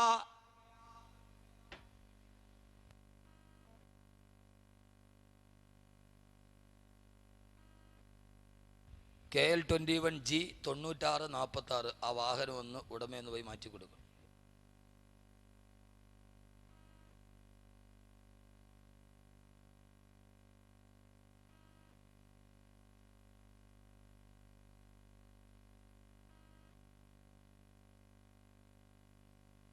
KL-21G 9646 ഈ വാഹനം ഒന്ന് ആരുടേതാണെങ്കിലും ഒന്ന് മാറ്റിക്കൊടുക്കും. റെഡ് ആൾട്ടോയാണ്. അവിടെ ഒരു ആക്സിഡൻറ്റ് നടന്നാണ്. ഒരു സ്ത്രീയും 2 കുട്ടികളും കൂടെ പോയപ്പോൾ ഒരു കാറ് വന്ന് ഇടിച്ചിട്ടതാണ്. അള്ളാഹു ആരാണെങ്കിലും ആ അപകടത്തിൽ നിന്ന് അള്ളാഹു മോചനം കൊടുക്കട്ടെ. നാം ഈ പറയും നമുക്കിപ്പോൾ ചെയ്യാൻ പറ്റുന്ന ഏറ്റവും വലിയ കാര്യം അതാണ്. അള്ളാഹു അപകട നില അള്ളാഹു മാറ്റിക്കൊടുക്കട്ടെ. അള്ളാഹു ഒരു അംഗഭംഗവുമില്ലാതെ ഒരു പ്രയാസവുമില്ലാതെ ഈ സദസ്സിൻ്റെ ഈ സ്വലാത്തിൻ്റെ ബറക്കത്ത് കൊണ്ട് ആരുമാകട്ടെ അള്ളാഹു ഇത് മാറ്റിക്കൊടുക്കട്ടെ. അവരെ നമ്മൾക്കറിയില്ല, പക്ഷെ ഒരു കാര്യം ഉറപ്പാ, ആ ആക്സിഡൻറ്റിൽപ്പെട്ട അമ്മയും 2 മക്കളും ജീവിതത്തിൽ എന്തെങ്കിലും ഒരു നന്മ ചെയ്തിട്ടുണ്ടാവും. അല്ലെങ്കിൽ അവരറിയാത്ത ആളുകൾ ഇന്നിവിടെ ആമയും പറയില്ല. അത് ആരും ആയിക്കൊള്ളട്ടെ, എന്തെങ്കിലും ഒരു നന്മ അള്ളാഹ്ക്ക് ഇഷ്ടപ്പെടുന്നോ ദൈവത്തിന് ഇഷ്ടപ്പെടുന്നോ എന്തെങ്കിലും ഒരു നന്മ ചെയ്തിട്ടുണ്ടാവും ജീവിതത്തിൽ, അത് ഉറപ്പാണ്. ഞാനതുകൊണ്ട് ആദ്യമേ പറഞ്ഞത്, ആളുകൾ മുഴുവനും നിങ്ങൾ റോഡിൽ നിന്ന് അകത്തോട്ട് കയറിയിരിക്കുക, പറ്റുന്നിടത്തോളം സമയം അവിടെ ഇരുന്ന് കേക്ക്. ആക്സിഡൻ്റ് ആവാൻ സാധ്യതയുണ്ട് എന്ന് ഞാൻ ആദ്യം തന്നെ പറഞ്ഞതാണ്. അള്ളാഹു എല്ലാ പ്രയാസങ്ങളും മാറ്റി തരട്ടെ, അള്ളാഹു മാറ്റി തരട്ടെ. ആ വിഷയത്തിൻ്റെ ഫ്ലുവൻസ് അങ്ങ് പോയല്ലോ ഉടച്ചോനെ എൻ്റെ ഇടയിൽ. അതുകൊണ്ട് മലേഷ്യൻ വിമാനം എവിടെയുണ്ടെന്ന് കണ്ടുപിടിക്കണമെങ്കിൽ ആർക്ക് കഴിയും? ഉമറിനെ പോലൊരു മനുഷ്യന് കഴിയും. കാരണം മദീനത്തെ പള്ളിയുടെ മിമ്പറിലിരുന്നിട്ട് കിലോമീറ്റർ അകലെയുള്ള കാഴ്ച കാണാൻ കഴിഞ്ഞ ഒരു മനുഷ്യൻ, ഒരു സൂക്ഷ്മദർശിനിയും വേണ്ട. അള്ളാഹു കാണാൻ തൗഫീക്ക് നൽകട്ടെ, അള്ളാഹു കാണാൻ തൗഫീക്ക് നൽകട്ടെ. എന്താ കാണാൻ പറ്റൂലേ? പറ്റോ ഇല്ലയോ? ഞാൻ നല്ല വാള് പറഞ്ഞുതരാം. ഇത് എപ്പോഴും വാള് ഇങ്ങനെ പറഞ്ഞുകൊണ്ട് ഒരു കാര്യം ഒരു അപ്ഡേറ്റ് പറയണ്ടേ, കാണാൻ പറ്റുമോ ഇല്ലയോ? അപ്പം ചോദിക്കും ഉസ്താദെ ഇവിടെ എന്താ ഈ സ്ഥലത്തിൻ്റെ പേര്? പോത്തങ്കോട്. മാറ്റിയാൽ കൊള്ളായിരുന്നു. പോത്തങ്കോട് അടുത്ത് ഈ സ്ഥലത്തിരിക്കുമ്പോൾ ഇവിടെ ഇരുന്നുകൊണ്ട് പസഫിക് മഹാസമുദ്രത്തിൻ്റെ ഉള്ളിൽ കിടക്കുന്ന ഒരു വിമാനത്തിൻ്റെ അവശിഷ്ടം ഒരു മനുഷ്യന് പറയാൻ പറ്റോ ഇല്ലയോ? പറ്റോ ഇല്ലയോ? ഇല്ലേ? അതുണ്ട്. അവനേതോ ജോസഫിൻ്റെ ആളാ, മറ്റേ ജോസഫിൻ്റെ ആളാ. പറ്റും എന്ന് ഞാൻ പറയും, ഒരൊറ്റ നിബന്ധന. ഇവിടെ ഇരുന്നിട്ട് ലോകത്ത് ടൈറ്റാനിക് കണ്ടുപിടിച്ച സൂക്ഷ്മദർശിനിക്ക് പറ്റാത്തത് ഈ കണ്ണുകൊണ്ട് നിനക്ക് കഴിയും. പറയട്ടെ ഒരൊറ്റ നിബന്ധന. ചെയ്യാൻ പറ്റുമോ? നിനക്ക് പറയാം. ആ അണ്ണാച്ചി സ്വാമി വന്നിട്ട് കണ്ണടച്ചിട്ട് ഹിപ്നോട്ടിസം നടത്തിയിട്ട് മലേഷ്യൻ വിമാനം എവിടെയാന്ന് പറഞ്ഞു കൊടുത്തല്ലോ. അതിനൊക്കെ അപ്പുറം പറയാൻ കഴിയുന്നത് മുസ്ലിമേ നിനക്കാണ്. ഞാൻ പറയാം, ഞാനൊരു അവകാശവാദം പറയല്ല.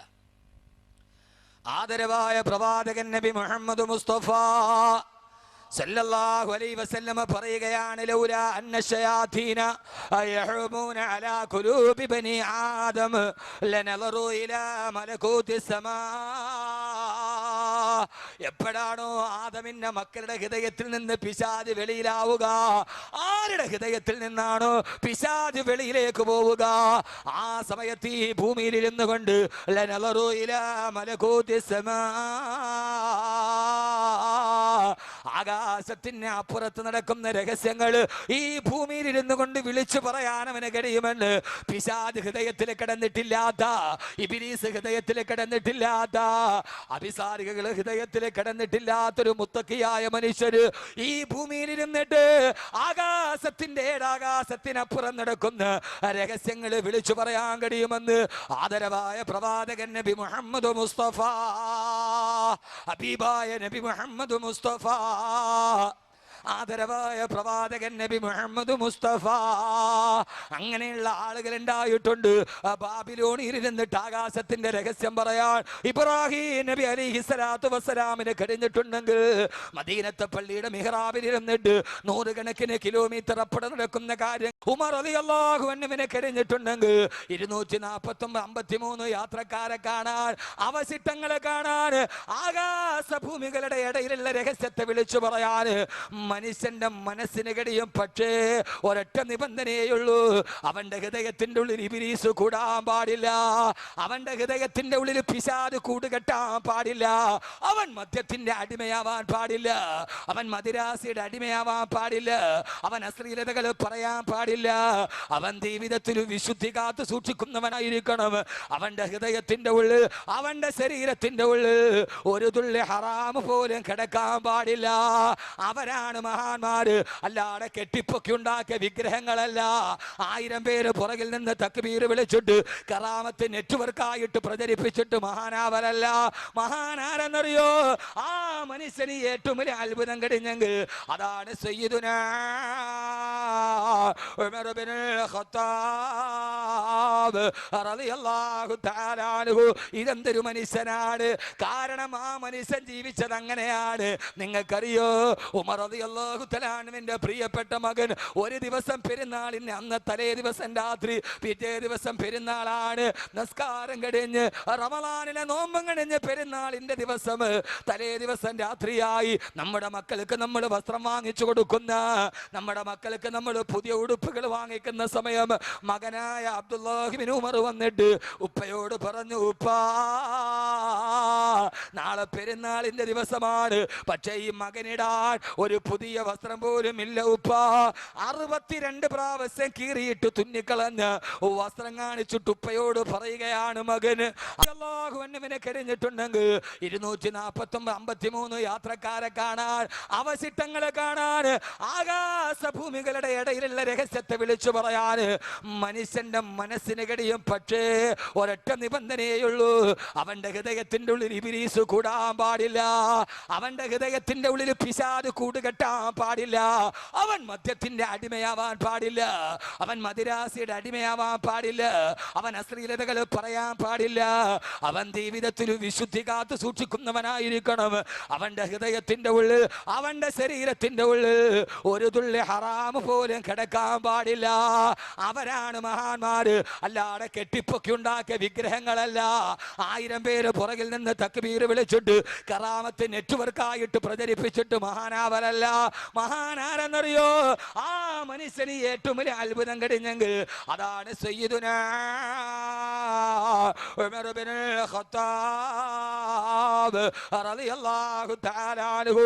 ഇതെന്തൊരു മനുഷ്യനാണ്! കാരണം ആ മനുഷ്യൻ ജീവിച്ചത് അങ്ങനെയാണ്. നിങ്ങൾക്കറിയോ, ഉമർ റളിയല്ലാഹു തആല അൻഹുവിന്റെ പ്രിയപ്പെട്ട മകൻ ഒരു ദിവസം പെരുന്നാളിന് അന്ന് തലേ ദിവസം രാത്രി, പിറ്റേ ദിവസം പെരുന്നാളാണ്.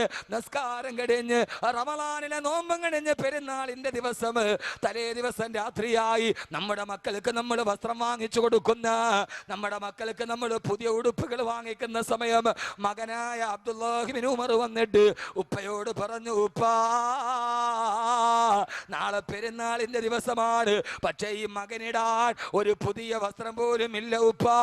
62 പ്രാവശ്യം കീറിയിട്ട് തുന്നിക്കളഞ്ഞ് വസ്ത്രം കാണിച്ചിട്ട് ഉപ്പയോട് പറയുകയാണ് മകന്. ആ മകൻ പറഞ്ഞു, ഉപ്പാ നാളെ ഈ മകനിടാൻ പെരുന്നാളിന് ഉടുപ്പില്ല. പ്രിയപ്പെട്ട സഹോദരങ്ങളെ, ഈ മനുഷ്യനാരെന്നറിയോ? ആ സമയത്ത് സൈപ്രസ് മുതൽ മൊറോക്കോ വരെ ഈ മനുഷ്യന്റെ ഭരണത്തിന്റെ കീഴിലാ. അപ്പൊ ഉമർ റളിയല്ലാഹു തആല അൻഹു മൊറോക്കോ മുതൽ സൈപ്രസ് വരെ ഈ മനുഷ്യന്റെ കീഴിലാ. മകൻ വന്നിട്ട് തലേ ദിവസം രാത്രി വരെ, ഉപ്പ നാളെ പെരുന്നാളാണ്, ഉടുക്കാൻ വസ്ത്രമില്ല. ഇങ്ങനെ ജീവിച്ച മനുഷ്യനെ ഇതൊക്കെ പറയാൻ പറ്റുമോ? അഹമ്മദ് കബീറിന് പറയാൻ പറ്റണമെന്നില്ല. ഇങ്ങനെ ജീവിച്ച മനുഷ്യന് പറയാൻ പറ്റും. നിങ്ങളെന്താ നിങ്ങളങ്ങ് നിഷേധിക്കുക എന്ന് പറയാൻ പറ്റൂല എന്ന്. ചില ആളുകൾക്ക് തലയ്ക്ക് വട്ടുകൂടിയപ്പോൾ അവരതിനെ നിഷേധിച്ചു. ചില ആളുകൾക്ക് തലയ്ക്ക് ഭ്രാന്ത് കൂടിയപ്പോൾ അവരതിനെ അങ്ങ് പാടെ നിഷേധിച്ചു കളഞ്ഞു. ഇവിടെ ഇരുന്നിട്ട് പറയും ആകാശത്തിന്റെ മുകളിലിരിക്കുന്ന കാര്യം മനുഷ്യൻ പറയും, മലക്കല്ല മനുഷ്യൻ പറയും. ഉറപ്പാ. അള്ളാഹു ബോധം തരട്ടെ. പക്ഷെ അവൻ ആരായിരിക്കണം? പിശാച് അവന്റെ ഹൃദയത്തിൽ ഉണ്ടാവാൻ പാടില്ല. അതാണ് ഈ മനുഷ്യൻ. ഉമർ റളിയല്ലാഹു തആല അൻഹു. ഉമർ റളിയല്ലാഹു തആല അൻഹു. എന്റെ പ്രിയപ്പെട്ട സഹോദരങ്ങളെ, ഉമർ റളിയല്ലാഹു തആല അൻഹു തന്റെ ഖജനാവ് സൂക്ഷിപ്പുകാരന് കത്തെഴുതുകയാണ്. എൻ്റെ മകൻ വരുന്നുണ്ട്, 4 ദീനാർ എൻ്റെ മകനൊന്ന് കടം കൊടുക്കണം. 1 മാസം കഴിഞ്ഞിട്ട് ഞാൻ എൻ്റെ ശമ്പളത്തിൽ നിന്ന് തിരിച്ചയച്ചു കൊള്ളാം. ആരാ എഴുതുന്നതാരാ? രാജാവ്, മുഖ്യമന്ത്രി, പഞ്ചായത്ത് പ്രസിഡന്റ് കത്തെഴുതുകയാ. എൻ്റെ മകന് 4 ദീനാർ കൊടുക്കണം. എൻ്റെ ഇപ്രാവശ്യത്തെ ശമ്പളത്തിൽ നിന്ന് ഞാനത് പൊതുമുതലിലേക്ക് തിരിച്ചടിച്ചു കൊള്ളാം. മകൻ പോയിട്ട് കത്ത് കൊടുത്തു. ഖജനാവിന്റെ സൂക്ഷിപ്പുകാരൻ വായിച്ചിട്ട് തിരിച്ച് കത്തെഴുതി മതി ഉമറേ, ഉമറേ, ഉമറേ റളിയല്ലാഹു തആല അൻഹു, നിങ്ങൾ പറഞ്ഞതുപോലെ 4 ദീനാർ നിങ്ങളുടെ മകന് കടം കൊടുക്കാൻ സാധ്യമല്ല. എന്താ കാര്യമെന്നറിയോ? ഒരാൾ ജാമ്യമില്ലാതെ പൈസ കടം കൊടുക്കരുതെന്ന് നീ ഞങ്ങളോട് ഉത്തരവിട്ടിട്ടുണ്ട്. നീ പറഞ്ഞു വിട്ട ഈ കടത്തിന് ജാമ്യക്കാരനില്ല. രണ്ടാമത് നീ എഴുതിയരണ്ട 30 ദിവസം കഴിഞ്ഞിട്ട് ഇത് തിരിച്ചു കൊടുക്കാമെന്നല്ലേ. 30 ദിവസം വരെ ജീവിച്ചിരിക്കുമെന്ന് ഉമറേ നിനക്കെന്താണ് ഉറപ്പുള്ളത്? ഉമറേ നിനക്കെന്താണ് ഉറപ്പുള്ളത്? ആ കത്ത് തിരിച്ചയച്ചു ഖജനാവിന്റെ കാവൽക്കാരൻ. സഹോദരങ്ങളെ, ഇതെവിടെയാ പറയുക? തനിക്ക് വിളമ്പിയ ചമ്മന്തിയിൽ ഉപ്പ് കുറഞ്ഞതിന്റെ പേരിൽ കേരള ഹൗസിലെ പാചകക്കാരനെ പിരിച്ചുവിട്ട ആളുകൾ നാട് ഭരിച്ച നാട്ടിലാണ് ഞാൻ ഈ വർത്തമാനം പറയുന്നത്. ആ സമയത്ത് ചമ്മന്തിക്ക് ഉപ്പ് കുറഞ്ഞതിന്റെ പേരിൽ കുശിനിക്കാരനെ പിരിച്ചുവിട്ട ആളുകൾ കേരളം ഭരിച്ച നാട്ടിലാണ് ഞാൻ ഈ കഥ പറയുക. ആ കത്ത് കിട്ടിയ ഉടനെ പൊട്ടിക്കരഞ്ഞു പോയി സയ്യിദുനാ ഉമർ ഇബ്നുൽ ഖത്താബ് റളിയല്ലാഹു തആല അൻഹു. അല്ലാഹുവേ, അല്ലാഹുവേ, അല്ലാഹുവേ, ഇതേപോലെ ഉമറിന് തെറ്റുപറ്റുമ്പോ തെറ്റു തിരുത്താൻ പറ്റുന്ന കീഴുദ്യോഗസ്ഥര് എനിക്ക് നീ നൽകിയല്ലോ അല്ലാ എന്ന് പറഞ്ഞിട്ടെന്ന് പൊട്ടിക്കരഞ്ഞു സയ്യിദുനാ ഉമർ ഇബ്നുൽ ഖത്താബ് റളിയല്ലാഹു തആല അൻഹു. സയ്യിദുനാ ഉമർ ഇബ്നുൽ ഖത്താബ്. പിന്നീട് നമ്മൾ ഉമറിനെ കുറിച്ച് ചരിത്രത്തിൽ കേട്ടത് റളിയല്ലാഹു അൻഹു. ഇന്നത്തെ പ്രസംഗത്തിന്റെ കണ്ടന്റ് ഇവിടെയാണ്. ഉമറിന് രാത്രിയിൽ ഉറക്കമില്ല. ഖലീഫ ആയിരുന്നപ്പോൾ രാത്രിയിൽ ഉറക്കമില്ലാതെ ഇങ്ങനെ നടന്നു. എന്തിനാ നടന്നേ? ആ രാത്രിയിൽ ഉറക്കമില്ലാതെ ഇങ്ങനെ ഉമർ റളിയല്ലാഹു തആല അൻഹു പാവങ്ങൾക്ക് ഭക്ഷണം കൊടുത്തും ഗർഭിണിയുടെ പ്രസവം എടുത്തും ഇങ്ങനെ ജീവകാരുണ്യ പ്രവർത്തനം ചെയ്ത് നടന്നു സയ്യിദുനാ ഉമർ ഇബ്നുൽ ഖത്താബ്. സയ്യിദുനാ ഉമർ ഇബ്നുൽ ഖത്താബ് റളിയല്ലാഹു തആല അൻഹു എന്തിനാ ചെയ്തത്? നിങ്ങൾക്കൊരു ഉമറിന്റെ ജോലി എന്താ? റളിയല്ലാഹു വല്ലാത്ത ജോലിയാ ചെയ്തത്, വല്ലാത്ത ജോലി. ഒരിക്കൽ ബഹുമാനപ്പെട്ട സയ്യിദുനാ അബൂ തൽഹ റളിയല്ലാഹു തആല അൻഹു നിസ്കാരം കഴിഞ്ഞ് വീട്ടിലോട്ട് പോവാ. പോകുന്ന സമയത്ത് രാത്രിയിൽ ഒരാൾ പാത്തും പതുങ്ങിയും മദീനയുടെ ഇടവഴിയിലൂടെ നടന്നു പോകും. ആളുടെ നടപ്പ് കണ്ടപ്പോഴേ അബൂ തൽഹയ്ക്ക് മനസ്സിലായി ഇയാൾ പോകുന്നത് അത്ര നല്ല കാര്യത്തിനല്ല. പാത്തും പതുങ്ങിയും ആരെങ്കിലും തന്നെ നോക്കുന്നുണ്ടോ എന്നൊക്കെ ഇടങ്ങും വലങ്ങും ഒക്കെ നോക്കി ഇയാൾ ഇങ്ങനെ പോവുക. അബൂ തൽഹ റളിയല്ലാഹു അൻഹു പുറകെ കൂടി ഇവനെ പിടിച്ചിട്ട് ഉമറാണ് നാട് ഭരിക്കുന്ന റളിയല്ലാഹു അൻഹു. നാളെ ഉമറിന്റെ വീട്ടിൽ ഉമറിന്റെ കോടതിയിൽ ഇവനെ ഹാജരാക്കണം, നല്ല ശിക്ഷ ഇവന് കിട്ടും. ശ്രദ്ധിച്ച് കേൾക്കണം. ഇങ്ങോട്ട് നോക്ക്. അപ്പോ അങ്ങനെ പുറകെ നടക്കുക. ഉമർ നാട് ഭരിക്കുമ്പോഴും ഇമാതിരിയുള്ള ആളുകൾ അവന്റെ പോക്ക് കാണുമ്പോൾ അറിയാം. ഇങ്ങനെ നമ്മളിപ്പോൾ നിങ്ങളൊന്ന് ആലോചിച്ച് നോക്കി, നമ്മൾ ഇശാ നിസ്കാരമൊക്കെ കഴിഞ്ഞ് ഹദ്ദാദും കഴിഞ്ഞ്, അതിപ്പോൾ പറഞ്ഞ ആർക്ക് മനസ്സിലാവാൻ വേണ്ട, സെക്കൻഡ് ഷോ കഴിഞ്ഞിട്ട് ഇശായി ഹദ്ദാദും പറഞ്ഞ ആർക്കനെ ഹദ്ദാദ് അതെന്തൊരു സാധനം ഒക്കെ നമുക്കും വല്ലതും അറിയൂ. നമുക്ക് ഈ ജീവിതത്തിൽ ഒരു സാധനം ഇന്നവരെ നമുക്കറിഞ്ഞു. ഇശാ നിസ്കാരം കഴിഞ്ഞ ഹദ്ദാദ് എന്ന് പറഞ്ഞാൽ അറിയാവുന്ന ചെറുപ്പക്കാർ എത്ര പേരുണ്ട്? ഒരാൾ പോലും ഇല്ല. എൻ്റെ പ്രിയപ്പെട്ട സഹോദരങ്ങളെ, അതൊക്കെ പോയി നമ്മളൊക്കെ അധപ്പതനത്തിൻ്റെ അധമഭാവ തലങ്ങളിലേക്ക് നമ്മൾ കൂപ്പുകുത്തി. നമ്മൾ ചൊല്ലേണ്ടതൊന്നും ചൊല്ലൂല, പറയേണ്ടതൊന്നും പറയൂല. നമ്മളൊരുമാതിരി മിനുക്ക മുസൽമാനായി എന്ന് പറഞ്ഞാൽ കയ്യിൻ്റെ ഈ ഇട്ടിരിക്കണ ബട്ടൺ അഴിക്കാതെ ഒളിവെടുക്കാൻ വല്ല മസല ഉണ്ടെങ്കിൽ ഇപ്പോഴത്തെ ഒരാളുകൾ ഈ കൈ അഴിക്കാതെ കാലിൽ കിടക്കുന്ന ഷൂ അഴിക്കാതെ ഒളിവെടുക്കാൻ എന്തെങ്കിലും മസല ഏതെങ്കിലും ഒരാൾ പറഞ്ഞാൽ നമ്മൾ ആ പാട്ടിടങ്ങുമായി. നമുക്ക് തഖ്വ എന്ന് പറയുന്ന ഒരു സാധനം ഇസ്ലാമിൻ്റെ ശരീഅത്തിൻ്റെ നിയമത്തിലില്ല എന്ന് ചിന്തിച്ചതാണ് ഏറ്റവും വലിയ പ്രശ്നം. അള്ളാഹു നമ്മളെ കാക്കട്ടെ, അള്ളാഹു നമ്മളെ കാക്കട്ടെ. നമ്മളൊക്കെ നല്ല ആളുകളാ. പൊന്നു മോനെ, നിസ്കാരത്തിൻ്റെ തഴമ്പിന് എന്താ കുറവല്ലോ ഉണ്ടോ? ഒരു കുറവുമില്ല. ആ വഅ്ലിന് കേൾക്കാൻ വരുന്നവരെല്ലാം മുത്തക്കീങ്ങളാ. ഞാൻ ഈ അടുത്ത സമയത്ത് കഴിഞ്ഞ ഫെബ്രുവരി 8-ാം തീയതി മലപ്പുറം ജില്ലയിലെ കൊപ്പത്ത് സംസാരിച്ചു. ക്യാൻസർ ഖുർആനിലൂടെ മോചനം എന്ന വിഷയം. ലോകാവസാനത്തിന് ശേഷം എല്ലാവരും വളരെ ശ്രദ്ധയോടെ കേട്ട 80,000-ത്തിലധികം ആളുകൾ ആ സദസ്സിൽ. അതിൽ 300 ക്യാൻസർ രോഗികളുണ്ട് ആ സദസ്സിൽ. ക്യാൻസർ ഖുർആനിലൂടെ മോചനം. കാസറ്റ് ഉടനെ തന്നെ വെളിയിലിറങ്ങും. അപ്പോൾ അത് കേട്ട ആളുകളുടെ ആവശ്യപ്രകാരം അത് ഒന്നുകൂടി വിപുലീകരിച്ച് കുറച്ചുകൂടി പഠിച്ച് ഈ 3-ാം തീയതി മലപ്പുറം ജില്ലയിലെ അരീക്കോട പ്രസംഗം ഒന്നുകൂടി നടത്തുക, റിവൈൻഡ് ചെയ്യുക, എല്ലാവരും ആഗ്രഹപ്രകാരം. അപ്പോൾ ആ സദസ്സിൽ ക്യാൻസറിനെ കുറിച്ച് പറഞ്ഞ ആളുകളൊക്കെ കരഞ്ഞ് വലിയൊരവസ്ഥയിലിരിക്കുക. ആ സമയത്ത് ദുആയ്ക്ക് വേണ്ടി ചോദിച്ചപ്പോൾ ഒരു സഹോദരി എൻ്റെ കയ്യിലൊരു പേപ്പർ എഴുതി തന്നു. ഇത് നടന്ന സംഭവമാണ്, മുബാലകത്തല്ല, നടന്ന മുമ്പ് എഴുതി തന്നു. അതിനകത്ത് ആവശ്യം എന്താണെന്നറിയാവോ? ഉസ്താദ് കാര്യമായിട്ട് ദുആ ചെയ്യണം. എന്താണെന്നറിയോ? എൻ്റെ ഭർത്താവിന് ഒരേ സമയത്ത് 4 സ്ത്രീകളുമായിട്ട് അവിഹിത ബന്ധമുണ്ട്. അതൊന്ന് മാറാൻ വേണ്ടി ഉസ്താദ് ദുആ ചെയ്യണം. കുഴപ്പമില്ല. പക്ഷെ അതിൻ്റെ താഴെ എഴുതിയിരിക്കുക, ഈ സദസ്സിൽ തന്നെ ഉസ്താദ് മറക്കാതെ ദുആ ചെയ്യണം. കാരണം ആ 4 പെണ്ണുങ്ങളും ഉസ്താദിൻ്റെ വാത് വെക്കാൻ ഫ്രണ്ടി വന്നിരിപ്പുണ്ട്. എൻ്റെ ഭർത്താവും കിണിച്ചോണ്ട് മുമ്പിൽ ഇരിപ്പുണ്ട്. ഇതൊരു മുബാലകത്തിനല്ല, ആ കാസറ്റിൽ നിങ്ങൾക്ക് കാണാം. അവരെഴുതി തന്നതാ, ഈ 4 പെണ്ണുങ്ങളും ഉസ്താദിൻ്റെ വാത് വെക്കാൻ ഫ്രണ്ടി ഇരിപ്പുണ്ട്. ഈ പറയണ മുത്തക്കിയായ ഭർത്താവും. അപ്പോൾ വാളുണ്ട്, ഉണ്ട്. നിസ്കാരത്തിനുണ്ടോ? ഉണ്ട്. 27-ാം രാവിനുണ്ടോ? ഉണ്ട്. പക്ഷേ യഥാർത്ഥ ദീൻ എന്താ നമ്മൾ അറിഞ്ഞിട്ടുണ്ടോ? ഇല്ലതാണ്. പ്രിയ സഹോദരങ്ങളെ, അബൂ തൽഹ റളിയല്ലാഹു തആല അൻഹു ഇയാളുടെ പുറകെ നടന്നു. അവസാനം നടന്ന് ഇയാളൊരു കുടിലിൻ്റെ മുമ്പിലെത്തി. ആ കുടിലിലെ അരണ്ട വെളിച്ചത്തിൽ അബൂ തൽഹ ആ മനുഷ്യനെ കണ്ടു. മറ്റാരുമല്ല, സയ്യിദന ഉമർ. ഉറക്കമില്ല. ഇതെന്തിനാണെന്നാണ് ഞാൻ പറയേണ്ടത്. ഉമർ റളിയല്ലാഹു തആല, അബൂ തൽഹ ഞെട്ടിത്തെരിച്ചു പോയി. ഉമർ 4 പാട് നോക്കി, തന്നെ ആരും കാണുന്നില്ല എന്ന് ഉറപ്പിച്ചതിന് ശേഷം വാതിൽ തുറന്നു, അകത്ത് കടന്നു. അബൂ തൽഹ ഞെട്ടിപ്പോയി. പടച്ചോനെ, ഈ ഉമർ രാത്രിയിൽ വന്നിട്ട് വാതിൽ തുറന്ന് അകത്ത് കയറാൻ. തെറ്റിദ്ധാരണയെ നമ്മളാണ് എന്ത് ചെയ്യും? നമ്മളാണ് എന്ത് ചെയ്യും? അപ്പം മൊബൈൽ എടുത്തിട്ട് ആ മൊബൈലിലെ ഫോൺ ബുക്കിൽ ഏതൊക്കെ നമ്പർ ഉണ്ടോ അവനെ ഒന്ന് വെളിയിൽ നിന്ന് കുറ്റിയിടും ആദ്യം. എന്നിട്ട് ആ ഫോൺ ബുക്കിൽ നിന്ന് എടുത്തിട്ട് അതിൽ കാണുന്നത്, ഡേ അപ്പി, ഓടി വാടേ, എന്തൊരു സംഭവം ഇവിടെ നടക്കുന്നത്. ഇങ്ങനെ അങ്ങോട്ട് പറഞ്ഞ് എല്ലാവരെയും വിളിച്ച് അവിടെ കൂട്ടി. എത്ര സദാചാര പോലീസുകളാണ്. ഒരാണും പെണ്ണും കൂടെ കാറിൽ പോയത് പിടിച്ചു. അവർ ചെയ്തത് മഹാതെറ്റ്, അത് വേറെ കാര്യം. ഒരുത്ത അടിക്കുക, ഒരുത്തെന്നറിയോ? അടിക്കുക. കുടുംബത്തിൽ പിറന്ന പെണ്ണുങ്ങളെ നീ പഠിപ്പിക്കാറിയിരിക്കേണ്ട. അവൻ അവിടുത്തെ 40 എണ്ണമായിട്ട് അതേ സമയത്ത് ഓൺലൈൻ ബിസിനസ് ഉണ്ട് അവന്.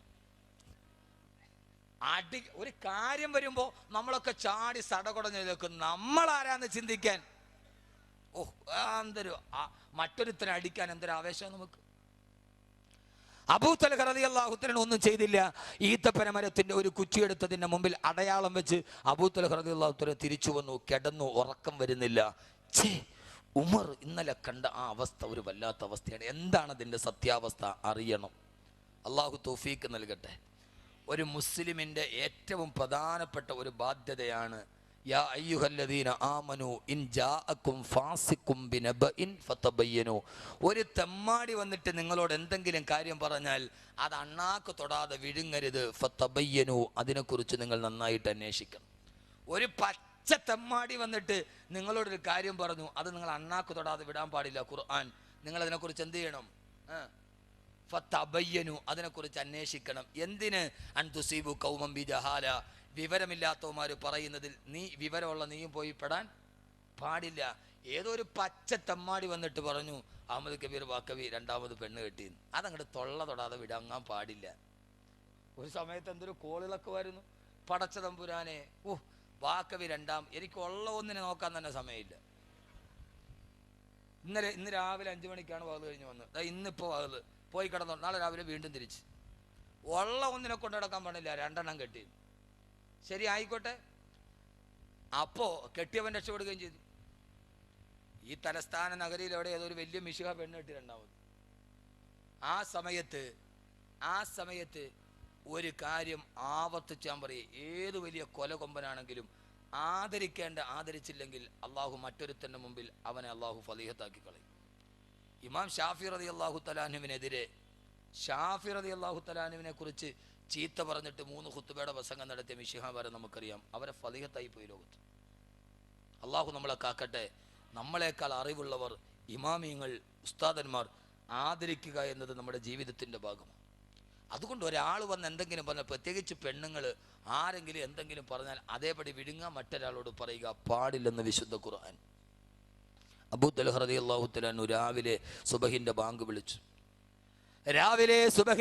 വിളിച്ചു. അബൂ തൽഹ റളിയല്ലാഹു തആല അൻഹു പള്ളിയിലേക്ക് പോകുമ്പോ അവിടെ ഇമാമത്ത് നിർവഹിക്കുന്നുണ്ട് സയ്യിദുനാ ഉമർ റളിയല്ലാഹു തആല അൻഹു. ഇതാ ഇന്നലെ പാതിരാത്രിയിൽ ഒരു കുടിലിന്റെ അകത്ത് വെച്ച് കണ്ട ഉമർ ഇതാ സുബഹിക്ക് പള്ളിയുടെ മിഹ്റാബിന്റെ കീഴിൽ ഇമാമത്ത് നിർവഹിക്കുകയാ.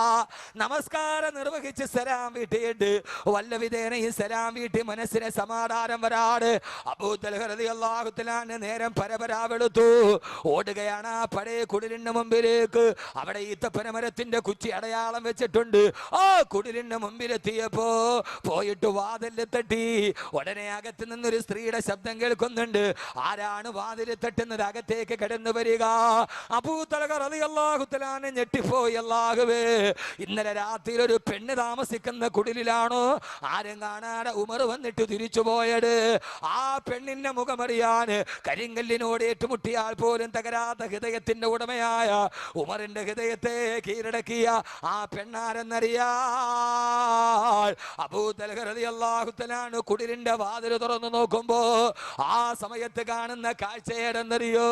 പനനാര് കൊണ്ടുവരിഞ്ഞു കോർത്തൊരു കട്ടിലിൽ പഴമുണ്ട് മൂടിയ കിഴവി രോഗമിലുണ്ടതിൽ നിങ്ങൾക്ക് സേവനം ചെയ്യുവാനാരുണ്ട്?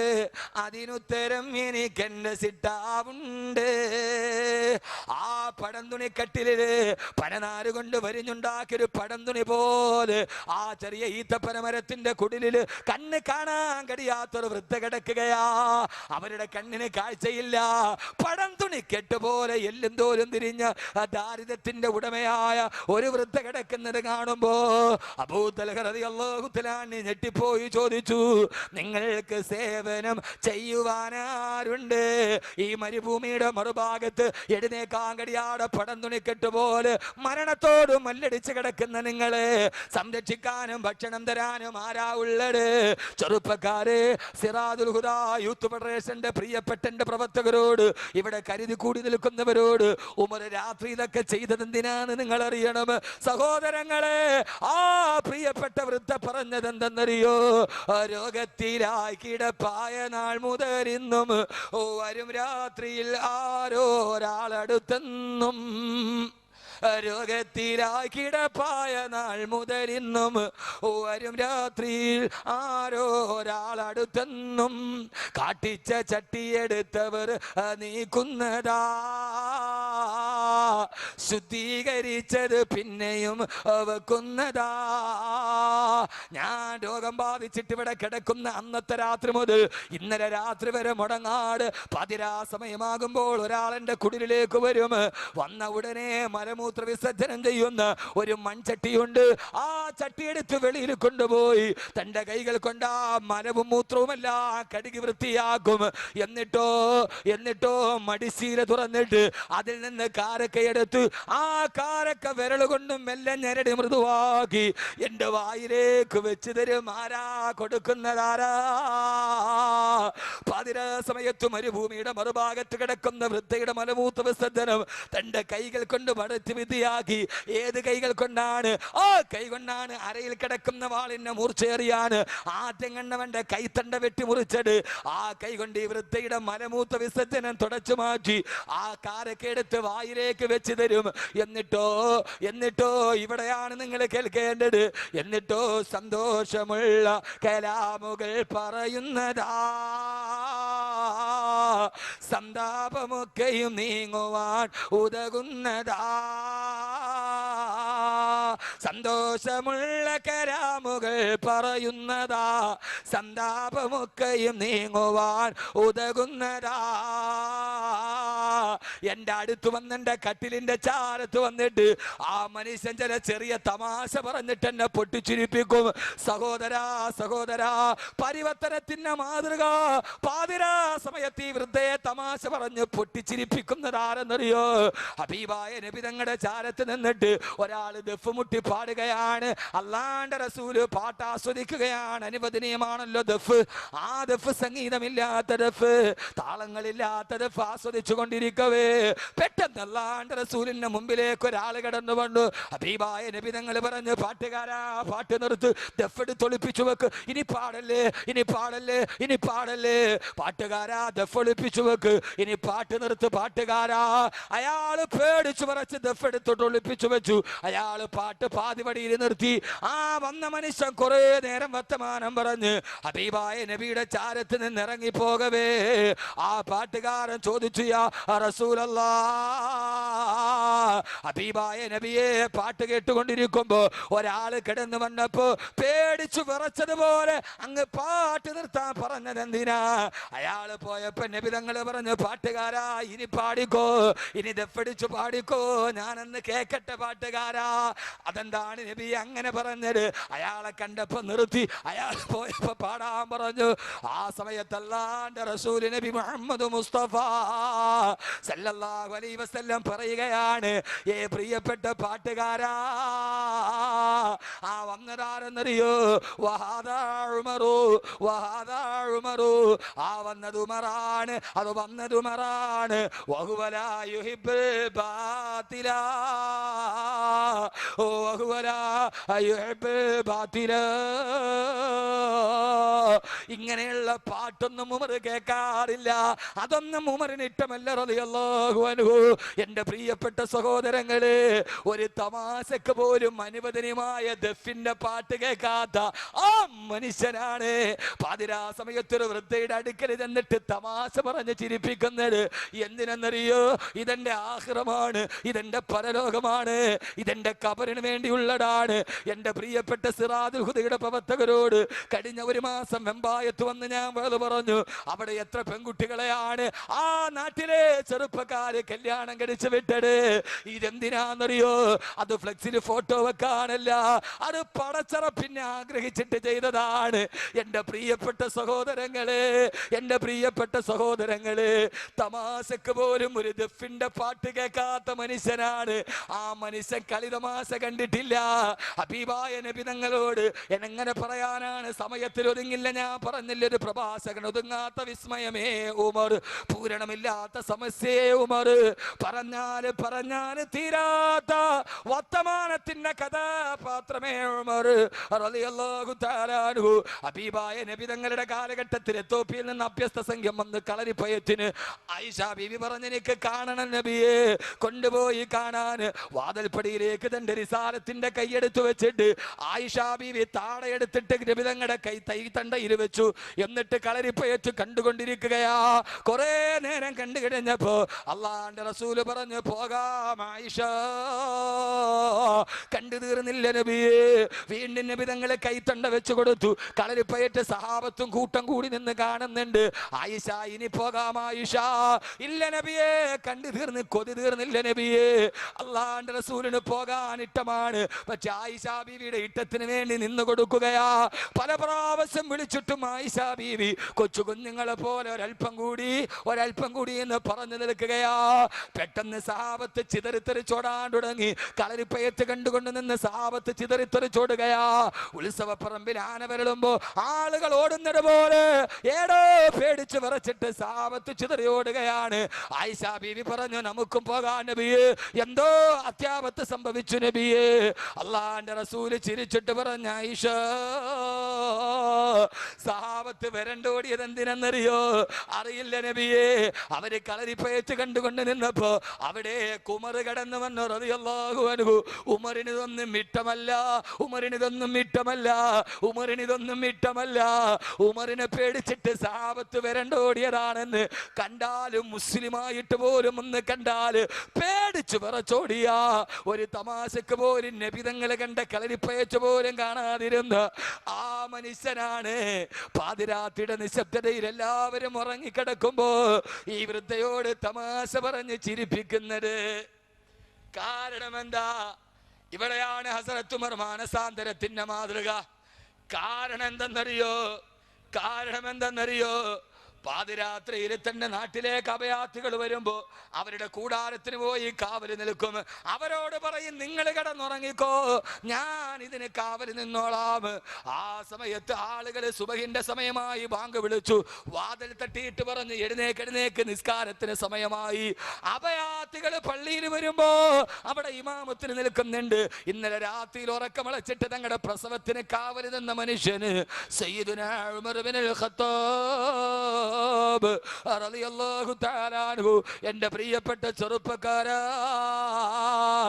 രാത്രിയിൽ ഉറക്കമില്ലാതെ കൂട്ടുകാര് പറഞ്ഞു, ഉമറേ, എല്ലാ രാത്രിയിലും നീ ഉറക്കമളഞ്ഞിട്ട് ഇത് ചെയ്യുന്നത് എന്തിനാ? നിനക്ക് വേണ്ടി ഞങ്ങൾ ഇന്ന് ദിവസം നിൽക്കാം, ഇന്നൊരു ദിവസം നീ രാത്രിയിൽ കിടന്നുറങ്ങാൻ പറഞ്ഞപ്പോ ആ സമയത്താണ് ഉമർ റളിയല്ലാഹു അൻഹു പറഞ്ഞത്, ഞാൻ എങ്ങനെയാ ഇനി രാത്രിയിൽ കിടന്നുറങ്ങുന്നത്? ഞാൻ രാത്രിയിൽ ഉറങ്ങാതെ ഇങ്ങനെ ഭക്ഷണം കൊടുത്തും പാവങ്ങളെ സഹായിച്ചും മറ്റൊരാളുടെ പ്രസവത്തിന് കാവലിൽ നിന്നും എന്റെ രാത്രിയിൽ ഉറങ്ങാതെ നിൽക്കുന്നത് എന്തിനെന്നറിയോ? ഈ ഉമറിനൊരു പൂർവ്വകാലമുണ്ട്.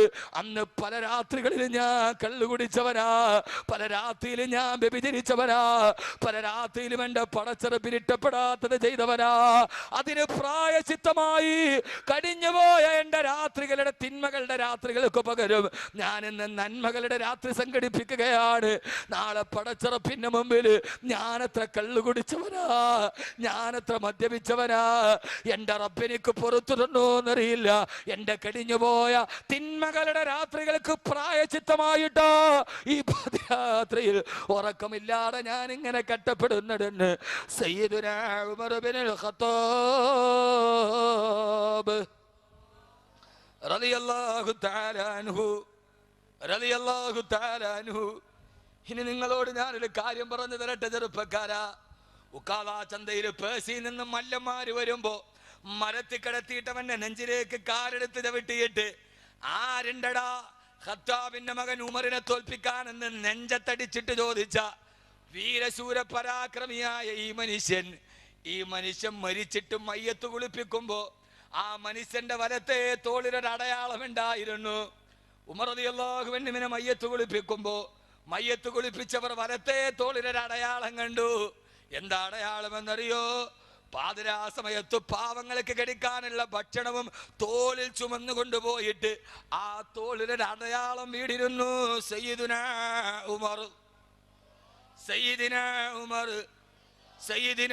ഉമർ റളിയല്ലാഹു തആല അൻഹു മയ്യത്ത് കുളിപ്പിക്കുമ്പോ ആ മനുഷ്യന്റെ വലത്തെ തോളിലൊരു അടയാളം ഉണ്ടായിരുന്നു. പാവങ്ങളെ സഹായിക്കാൻ ധാന്യവും ഗോതമ്പും ചുമന്നു കൊണ്ടുപോയതിന്റെ അടയാളം. ഉമർ റളിയല്ലാഹു അൻഹുവിനോട് ആരോ ചോദിച്ചു, നിങ്ങൾ ഇന്നത്തെ ഒരു ദിവസം കിടന്നുറങ്ങ്. നമ്മൾ വലിയ വാദവും ചരിത്രവും പറയാറുണ്ട്. രാത്രിയിൽ പ്രജകളുടെ ക്ഷേമം അന്വേഷിച്ച് ഉറക്കമില്ലാതെ നടന്ന മനുഷ്യനാ ഉമർ. എന്തിനാ ഉറങ്ങാത്തെന്നറിയോ? ഞാൻ ഇതിനു മുമ്പ് തീരുമാനിക്കും ഇവിടെ വെച്ച്, ഞാൻ ഇതിനു മുമ്പ് ധാരാളം രാത്രികൾ ഉറക്കമിളച്ച് ഞാൻ കള്ളു കുടിക്കാനിരുന്നിട്ടുണ്ട്, ചീട്ട് കളിക്കാനിരുന്നിട്ടുണ്ട്, വ്യഭിചരിക്കാനിരുന്നിട്ടുണ്ട്. എൻ്റെ റബ്ബിൻ്റെ മനസ്സിൽ ഹിദായത്തിൻ്റെ വെളിച്ചം നിന്നു. ഇനി ആ രാത്രികൾക്ക് പ്രായശ്ചിത്തമായി എനിക്ക് എൻ്റെ അള്ളാഹുവിൻ്റെ മുമ്പിൽ നന്മകളുടെ രാത്രികൾ ഉണ്ടാക്കണമെന്ന് തീരുമാനിച്ചു. ബഹുമാനപ്പെട്ട സയ്യിദുനാ ഉമർ ഇബ്നുൽ ഖത്താബ് റളിയല്ലാഹു തആല അൻഹു. അള്ളാഹു നമ്മുടെ പാപങ്ങൾ പുറത്തു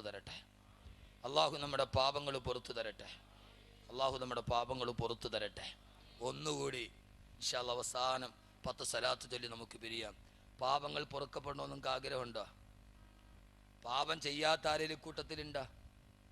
ഇല്ല, ഒരാളും ഇല്ല. പാപം ചെയ്യാത്തവരാരും ഉണ്ടാവില്ല.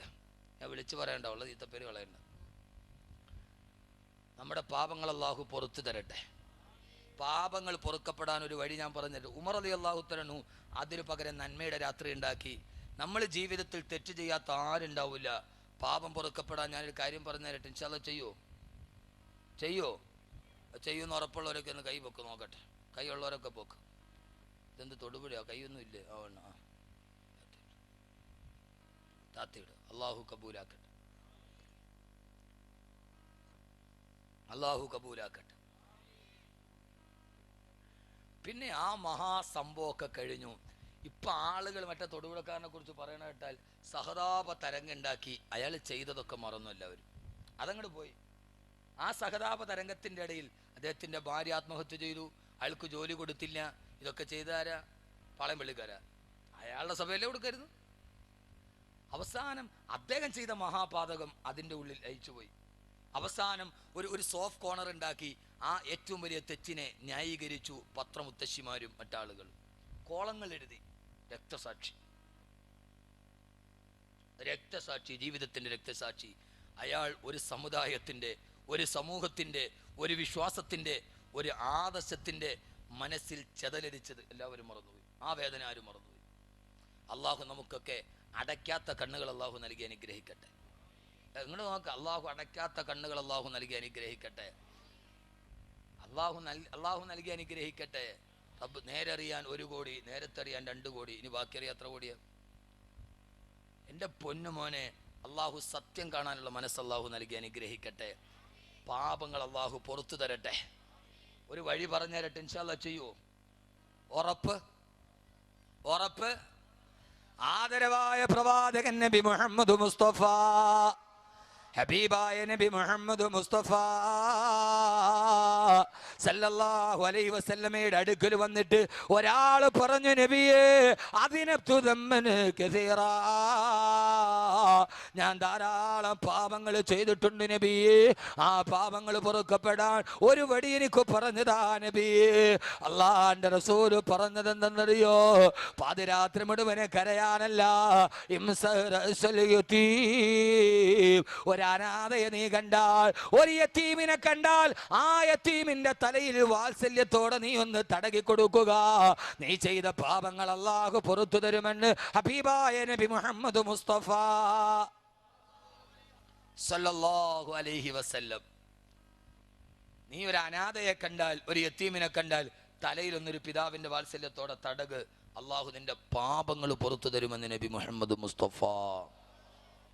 വേറെ സഹാബി പറഞ്ഞു, നബിയെ ഞാൻ ധാരാളം പാപം ചെയ്തിട്ടുണ്ട്. അള്ളാഹുവിന്റെ റസൂല് പറഞ്ഞു, നീ ധാരാളമായി സദഖ ചെയ്യ്, അള്ളാഹു സ്വീകരിക്കട്ടെ, അള്ളാഹു സ്വീകരിക്കട്ടെ, അള്ളാഹു സ്വീകരിക്കട്ടെ. ബഹുമാനപ്പെട്ട മുആദ് ബിൻ ജബൽ റളിയല്ലാഹു തആല അൻഹു 18ാമത്തെ വയസ്സിലാണ് മുസ്ലിമാകുന്നത്.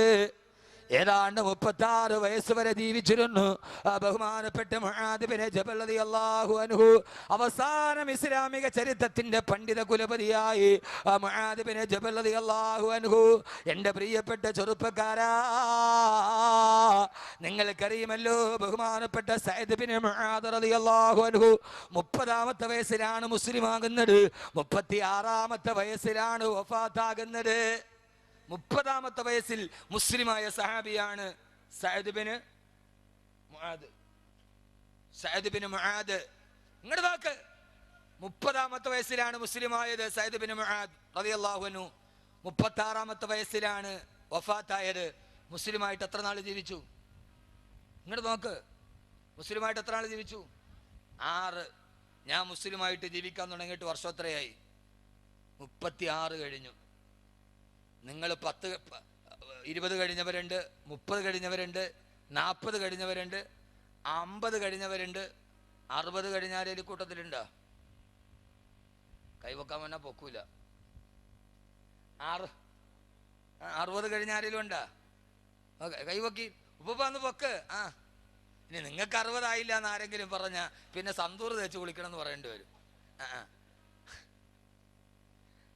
60, 70 കഴിഞ്ഞാ? എത്ര? 88 സൂര്യോദയം കണ്ട മനുഷ്യനാണത്. എത്ര സൂര്യോദയം? 88 വർഷത്തെ സൂര്യോദയം കണ്ട മനുഷ്യനാണത്. നമ്മൾ മുസ്ലിമായി ജീവിക്കാൻ എത്ര നാളായി? സഹോദരിമാരെ എത്ര നാളായി? 80, 50, 60, 36 കഴിഞ്ഞു. സഅദ് ബിൻ മുആദ് എന്ന ചെറുപ്പക്കാരൻ 30ാമത്തെ വയസ്സിലെ മുസ്ലിമായത്, 36ാമത്തെ വയസ്സിൽ വഫാത്തായി. മുസ്ലിമായി ജീവിച്ചത് എത്ര വർഷം? മുസ്ലിമായി ജീവിച്ചത് 6 വർഷമാ. മുസ്ലിമായി 6 വർഷം മരിച്ച 30-ാമത്തെ വയസ്സിൽ മുസ്ലിമായി 36-ാമത്തെ വയസ്സിൽ വഫാത്തായി. 6 വർഷം മുസ്ലിമായി ജീവിച്ച മനുഷ്യൻ മരിച്ചപ്പോഴാണ് അള്ളാന്റെ റസൂല് പറഞ്ഞത്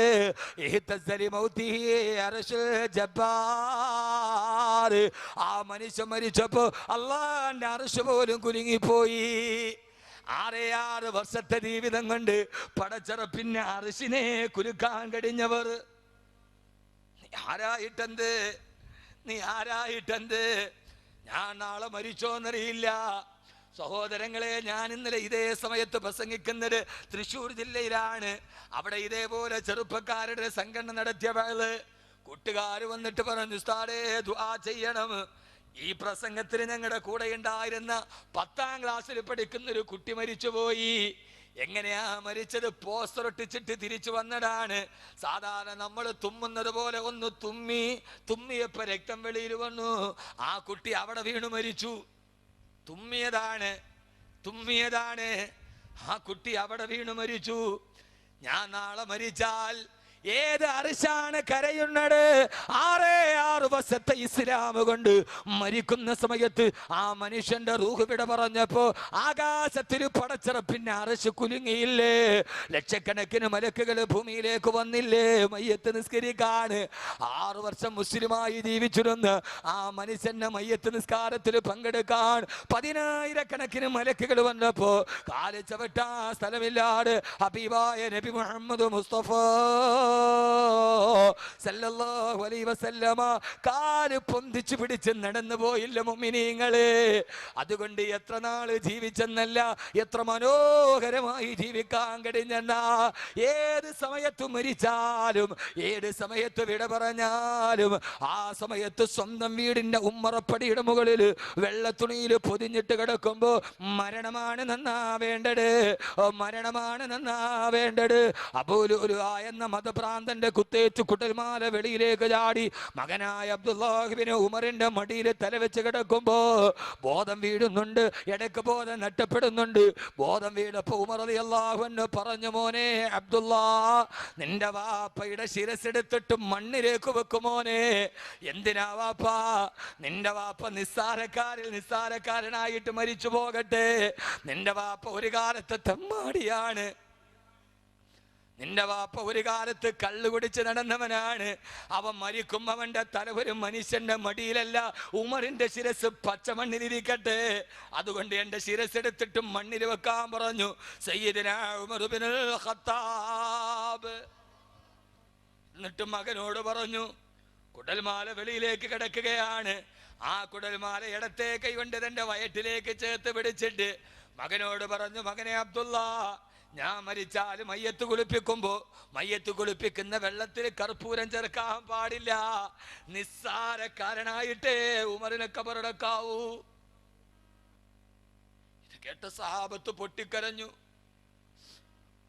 ഈ മനുഷ്യൻ ഒരു കാലത്തെ മദ്യപാനിയുടെ അവസാനത്തെ മരണമാണ് പറയുക.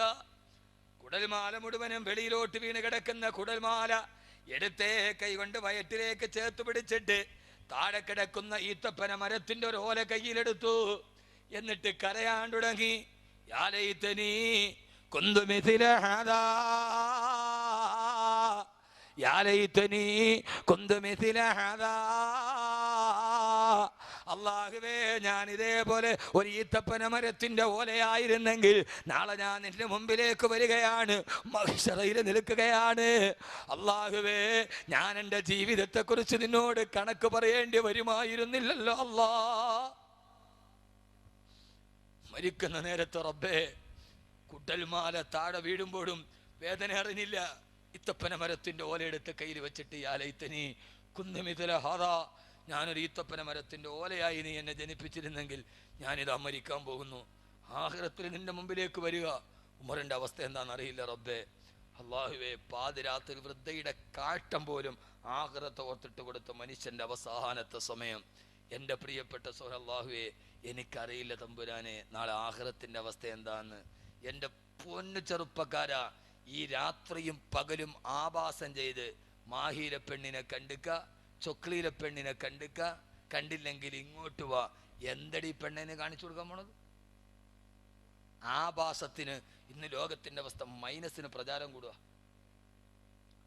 മൈനസിന് പ്രചാരം കൂടുക. എന്തടി പെണ്ണെ കാണിച്ചു കൊടുക്കാൻ പോവുക? പാതിരാവിന്റെ സമയത്തിൽ അരക്കി പോട്ട് തുണിയില്ലാത്ത ആഭാസംസ്കാരത്തിന്റെ സംസ്കാരം പഠിപ്പിക്കാൻ മാഹിയിലെ പെണ്ണിനെ കണ്ടിക്കാ, ചൊക്ലിയിലെ പെണ്ണിനെ കണ്ടിക്കാ. കണ്ടില്ലെങ്കിൽ ഇങ്ങോട്ട് വാന്ന് വിളിക്കുമ്പോ എന്റെ പെണ്ണെ കാണാത്തതേടാണ് നീ കാണിച്ചു കൊടുക്കുക. അത് നിന്റെ ശരീരത്തിന്റെ തൊലിയുടെ വെളുപ്പാണെങ്കിൽ ആ തൊലി വെളുപ്പ് ഏതുവരെയാ പെണ്ണെ? 6 അടി മണ്ണിൽ കൊണ്ടുപോയി മണ്ണിട്ട് മൂടിയാല് 4 ദിവസം കഴിഞ്ഞാല് പുഴുക്കൾ തിന്നുന്ന ഈ പച്ചമാംസമാണോ നീ കാണിച്ചു കൊടുക്കാൻ പോവുക? ഇല്ല ഇല്ല ഇല്ല ഇല്ല. അതുകൊണ്ട് മരണമാണ് നന്നാവേണ്ടത്. ലോകം കണ്ട് ഏറ്റവും വലിയ തമ്മാടി, ലോകത്തിലെ സ്വർഗം കണ്ട് മരിച്ച കഥയാണ് സയ്യിദുനാ ഉമർ ഇബ്നുൽ ഖത്താബ്. സയ്യിദുനാ ഉമർ ഇബ്നുൽ ഖത്താബ് റളിയല്ലാഹു തആല അൻഹു. അല്ലാഹു നമുക്കും അതേപോലെയുള്ള വിടവാങ്ങനെ അല്ലാഹു നൽകി അനുഗ്രഹിക്കുമാറാകട്ടെ. അല്ലാഹു നൽകി അനുഗ്രഹിക്കുമാറാകട്ടെ. നാളെ ഒരു ദിവസം നമ്മളും മരിക്കും. ആ മരിക്കുന്ന സമയത്ത് സ്വർഗം കണ്ട് പുഞ്ചിരിയോടെ മരിക്കാൻ അല്ലാഹു നമുക്ക് തൗഫീക്ക് നൽകി അനുഗ്രഹിക്കട്ടെ. നാളെ മരിച്ചു എന്ന് കേട്ടാൽ അഹമ്മദ് കബീർ ഇന്ന് വീട്ടിൽ പോയി മരിച്ചു എന്ന് കേട്ടാൽ നിങ്ങളും വരില്ലേ? വരില്ലേ? അഹമ്മദ് കബീർ വീട്ടിൽ പോയി നാളെ രാവിലെ കേൾക്കുന്ന വാർത്ത മരിച്ചു എന്നാണ്, കാണാൻ നിങ്ങൾ വരില്ലേ? ആളുകളോട് ആരോ പറഞ്ഞ് കളക്ടറിന്റെ അമ്മ മരിച്ചു. ആളുകളോടാണെങ്കിൽ കളക്ടറിന്റെ അമ്മയുടെ മൃതദേഹം കാണാൻ ആളുകൾ ഓടിപ്പോകവെയാണ്. വടിയിൽ വെച്ച് ആരോ പറഞ്ഞത് കളക്ടറിന്റെ അമ്മയല്ല മരിച്ചത്, സാക്ഷാൽ കളക്ടറാണ് മരിച്ചത്. പോയവരെല്ലാം തിരിച്ചു പോകാണ്ടിടങ്ങി. കളക്ടർ മരിച്ചു പോയെങ്കിൽ പിന്നെ ആരെ കാണിക്കാനാണ് പോകുന്നത്? കളക്ടറിന്റെ അമ്മ മരിച്ചപ്പോ കാണാൻ പോയില്ലെങ്കിൽ കളക്ടർ വിചാരിക്കില്ല ഇവനൊന്നും വന്നില്ലല്ലോ എന്ന്. പിന്നെ നാളെ അവന്റെ കയ്യിൽ നിന്ന് ആനുകൂല്യം കിട്ടില്ല. ഇനി കളക്ടർ തന്നെ മരിച്ചാൽ പിന്നെ ആരെ കാണിക്കാനാണ് മയ്യത്ത് കാണാൻ പോകുന്നത്? ഇങ്ങോട്ട് നോക്ക് മനുഷ്യരെ, ഇങ്ങോട്ട് നോക്ക്. മരിച്ചു എന്ന് വാർത്ത അറിയുമ്പോ പലപ്പോഴും കാണാൻ പോകുന്നത് അവൻ എന്ത് വിചാരിക്കുമെന്ന് വിചാരിച്ചിട്ടാ അല്ലേ? ഒന്നും ആത്മാർത്ഥത ഇതിനൊന്നുമില്ല, ആത്മാർത്ഥത ഇതിനൊന്നുമില്ല. ആളുകൾ കാണാൻ പോകുന്ന എന്താ? ബാക്കവിയുടെ ഉമ്മ മരിച്ചു, അള്ളാഹു ആഫിയത്ത് കൊടുക്കട്ടെ, ദീർഘായുസ് കൊടുക്കട്ടെ. ഇർഷാദ് മൗലവി വരും. എന്താ കാര്യം? ഞങ്ങൾ ഇത്രയും വലിയ അടുത്ത സുഹൃത്തുക്കളായിട്ടൊന്ന് പോയില്ലെങ്കിൽ കാഞ്ഞാർ എന്ത് വിചാരിക്കും? അദ്ദേഹത്തിന്റെ വീട്ടിൽ ഒരു മരണമുണ്ടായി, കാഞ്ഞാറ് പോകും. കാര്യം എന്താ? അദ്ദേഹം എന്ത് വിചാരിക്കും? പക്ഷേ ഇർഷാദ് മൗലവി മരിക്കുമ്പോ, കാഞ്ഞാറ് മരിക്കുമ്പോ, അവൻ മരിച്ചിട്ട് കിടക്കുമ്പോഴാണ് ചിന്തിക്കും മനുഷ്യര്. കൂടുതലൊന്നും പറയാനില്ല. ശുജായി പറഞ്ഞതുപോലെ ബുദ്ധി കൂർമ്മതയുള്ളവർ കൽപ്പമാത്രം പോലെ. അവനവൻ മരിച്ചു കിടക്കുമ്പോ ലോകം കണ്ട ഏകാധിപതിയാണ് വിൻസെന്റ് ഗോമസ്. ആ വിൻസെന്റ് ഗോമസ് മരിച്ചു എന്ന് വാർത്ത പറഞ്ഞു ഏകാധിപതി. ആളുകൾ മുഴുവനും വന്ന് നോക്കുമ്പോ വിൻസെന്റ് ഗോമസ് മരിച്ചു കിടക്കുകയാണ്. അയാളുടെ അടുക്കൽ വന്നിട്ട് ആളുകൾ പറയാൻ തുടങ്ങി, ഇവൻ ചത്തുപോയല്ലോ, ഇവനെ കൊണ്ടത്ര പൊറുതിമുട്ടിയ ഏകാധിപതിയാണ് ഇവന്, ഇവന്റെ ശല്യം ഒടിഞ്ഞല്ലോ. അയാള് ചാടി എഴുന്നേറ്റ് കയ്യിലിരിക്കുന്ന തോക്കുകൊണ്ട് ആ പറഞ്ഞ മുഴുവനും വെടിവെച്ചിട്ടു. എന്നിട്ട് അയാൾ പറഞ്ഞ്, എന്നെ എതിർക്കുന്നവൻ ആരെന്നറിയാൻ, ഞാൻ വെറുതെ മരിച്ചെന്ന് പറഞ്ഞതാണ് എന്ന് പറഞ്ഞ ഏകാധിപതികൾ ജീവിച്ച രാജ്യമാണ് ഈ രാജ്യം. അതുകൊണ്ട് സഹോദരാ, അവനവൻ മരിക്കുമ്പോ അവനവന്റെ മയ്യത്തിന്റെ പുറകിൽ 10,000 വരണം. ഞാൻ മരിച്ചു എന്നറിഞ്ഞാൽ എന്റെ വീടിന്റെ അടുക്കൽ വന്നിട്ട് നിങ്ങൾ അവിടേക്ക് വരില്ലേ? അവിടെ വരുമ്പോ ഈ മുഖത്ത്, ഈ സ്ക്രീനിലൂടെ നിങ്ങൾ കാണുന്ന മുഖത്ത് വെള്ളത്തുണി കൊണ്ട് മറച്ചിട്ടിട്ടുണ്ട്. മുഖത്തിട്ട മുണ്ടും ചിലര് വന്നുയർത്തുന്നേ. നിങ്ങൾ വന്നിട്ട് ആദ്യം മുഖം കാണണം. മരിച്ച ആളുടെ മുഖമാണ് കാണേണ്ടത്. തുണി അങ്ങോട്ട് മാറ്റുമ്പോ അവന്റെ മുഖത്ത് നോക്കിയിട്ട് പറയാൻ കഴിയണം, മരിച്ചിട്ട് കിടക്കാന്ന് തോന്നൂല, ചിരിച്ചോണ്ട് കിടക്കാന്ന് തോന്നുമെന്ന് പറയാൻ. അതാണ് മരണം. മുഖത്ത് നോക്കിയിട്ട് പറയണം, അല്ലാഹുവേ അവൻ മരിച്ചിട്ട് കിടക്കാന്ന് തോന്നൂല, മരിച്ചിട്ട് കിടക്കാൻ തോന്നൂല, അവൻ ചിരിച്ചോണ്ട് കിടക്കാം. എന്റെ പ്രിയപ്പെട്ട വന്ദ്യനായ ഗുരുനാഥൻ ബഹുമാനപ്പെട്ട ശൈഖുനാ കോയ ഉസ്താദ് പൂന്തുറ വഫാത്തായി. എന്നെ ഞാനാക്കി മാറ്റിയ 17ാമത്തെ വയസ്സിൽ എൻ്റെ തലയിൽ കൈവച്ചിട്ട് എൻ്റെ മോൻ പോയി പ്രസംഗിച്ചോ എന്ന് പറഞ്ഞ് വിട്ടതാണ് ഇന്ന് വർഷങ്ങളായി ഞാൻ പ്രസംഗിച്ചിട്ടുണ്ട്. ഒരു തുണ്ട് പേപ്പർ പോലും വെച്ചിട്ട് ഞാൻ നോക്കി പ്രസംഗിച്ചിട്ടില്ല. ഇത് മുഴുവനും പണ്ടങ്ങോ വായിക്കുകയും പറയുകയും ചെയ്ത ഓർമ്മയാണ്. അല്ലാതെ ഒരു പ്രസംഗത്തിന് വേണ്ടി ഇന്നേ വരെ തയ്യാറെടുത്തിട്ടില്ല. അത് പഴയ വായനയുടെ ഓർമ്മകളാണ്. അതാ മനുഷ്യന്റെ കൈതൊട്ടതിന്റെ പറക്കത്താണ്. ആലുവ തോട്ടക്കാട്ടുകര പള്ളിയുടെ വലതുഭാഗത്ത് കിടക്കുന്നുണ്ട് ആ പ്രിയപ്പെട്ട മഹാന്. അള്ളാഹു കബറിടം വിശാലമാക്കി കൊടുക്കട്ടെ. അള്ളാഹു കബറിടം വിശാലമാക്കി കൊടുക്കട്ടെ. അവരൊന്നുമില്ലെങ്കിൽ ഞാനെന്ന് പറയുന്ന മനുഷ്യരിങ്ങുണ്ടാവില്ല. എൻ്റെ ഈ പ്രിയപ്പെട്ട മുഹമ്മദ് മൗലവിയുടെയും ഉസ്താദാണ്. അപ്പൊ ഞങ്ങളുടെ ഗുരുനാഥന് പുറത്തു കൊടുക്കട്ടെ. തോട്ടക്കാട്ടുകര പള്ളിയുടെ ഖബർസ്ഥാനിലേക്ക് ഉസ്താദിന്റെ മയ്യത്തിറക്കുമ്പോ ആ മുഖത്ത് നോക്കുമ്പം എന്തോ ഒരു പുഞ്ചിരിയാണ്.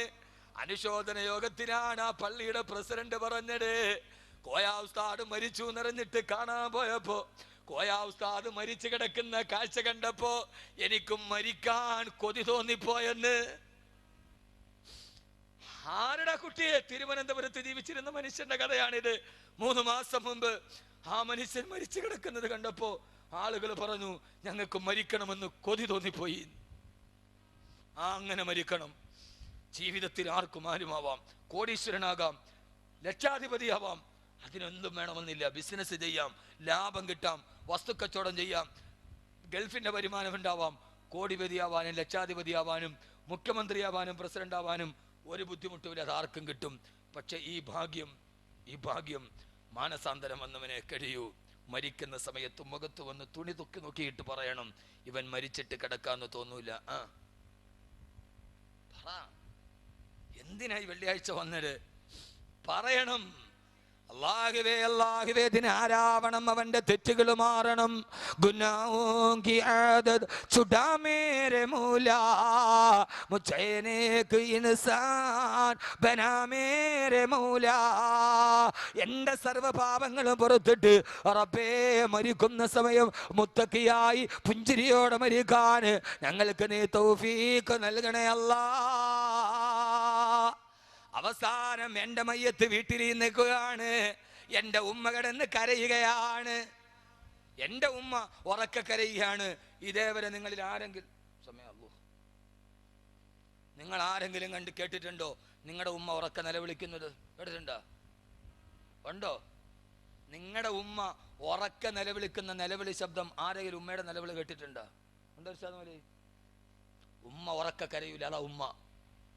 ഇവളല്ല, ഈ വെട്ടിയരിഞ്ഞ അമ്മയല്ല. ഉമ്മ, സ്നേഹസ്വരൂപിണിയായ ഉമ്മ. അമ്മ എന്നുള്ള 2 അക്ഷരത്തിൽ ഈ ബ്രഹ്മാണ്ട സാഹിത്യമൊക്കെ കുറിപ്പതായി. ഉമ്മ ഒരിക്കലും ഉറക്ക നിലവിളിച്ച കരയും നമ്മൾ ഇന്നവരെ കേട്ടിട്ടില്ല. ഉണ്ടാ? ഇല്ല. എൻ്റെ ഉമ്മ ഉറക്ക നിലവിളിച്ച് കരഞ്ഞ ഞാൻ ഇതേവരെ കേട്ടിട്ടില്ല. എൻ്റെ ഉമ്മ ഇതേവരെ ഉറക്ക നിലവിളിച്ച് കരയുന്നത് ഞാൻ കേട്ടിട്ടില്ല. ഒരു കൈയിൽ 6 മാസം പ്രായമായി ഒരു മകൻ വയറ്റിന്റെ ഉള്ളിലും 1.5 വയസ്സുകാരൻ വലത്തെ കൈത്തണ്ടയിലും വെച്ച് പ്രിയപ്പെട്ട ഭർത്താവ് വിട പറയുമ്പോ ആ സമയത്തന്നെ മക്കളെ എങ്ങനെ വളർത്തുമെന്ന് വിചാരിച്ചിട്ട് എൻ്റെ ഉമ്മ ഉറക്കെ കരയുന്നത് ഞാൻ കണ്ടിട്ടില്ല.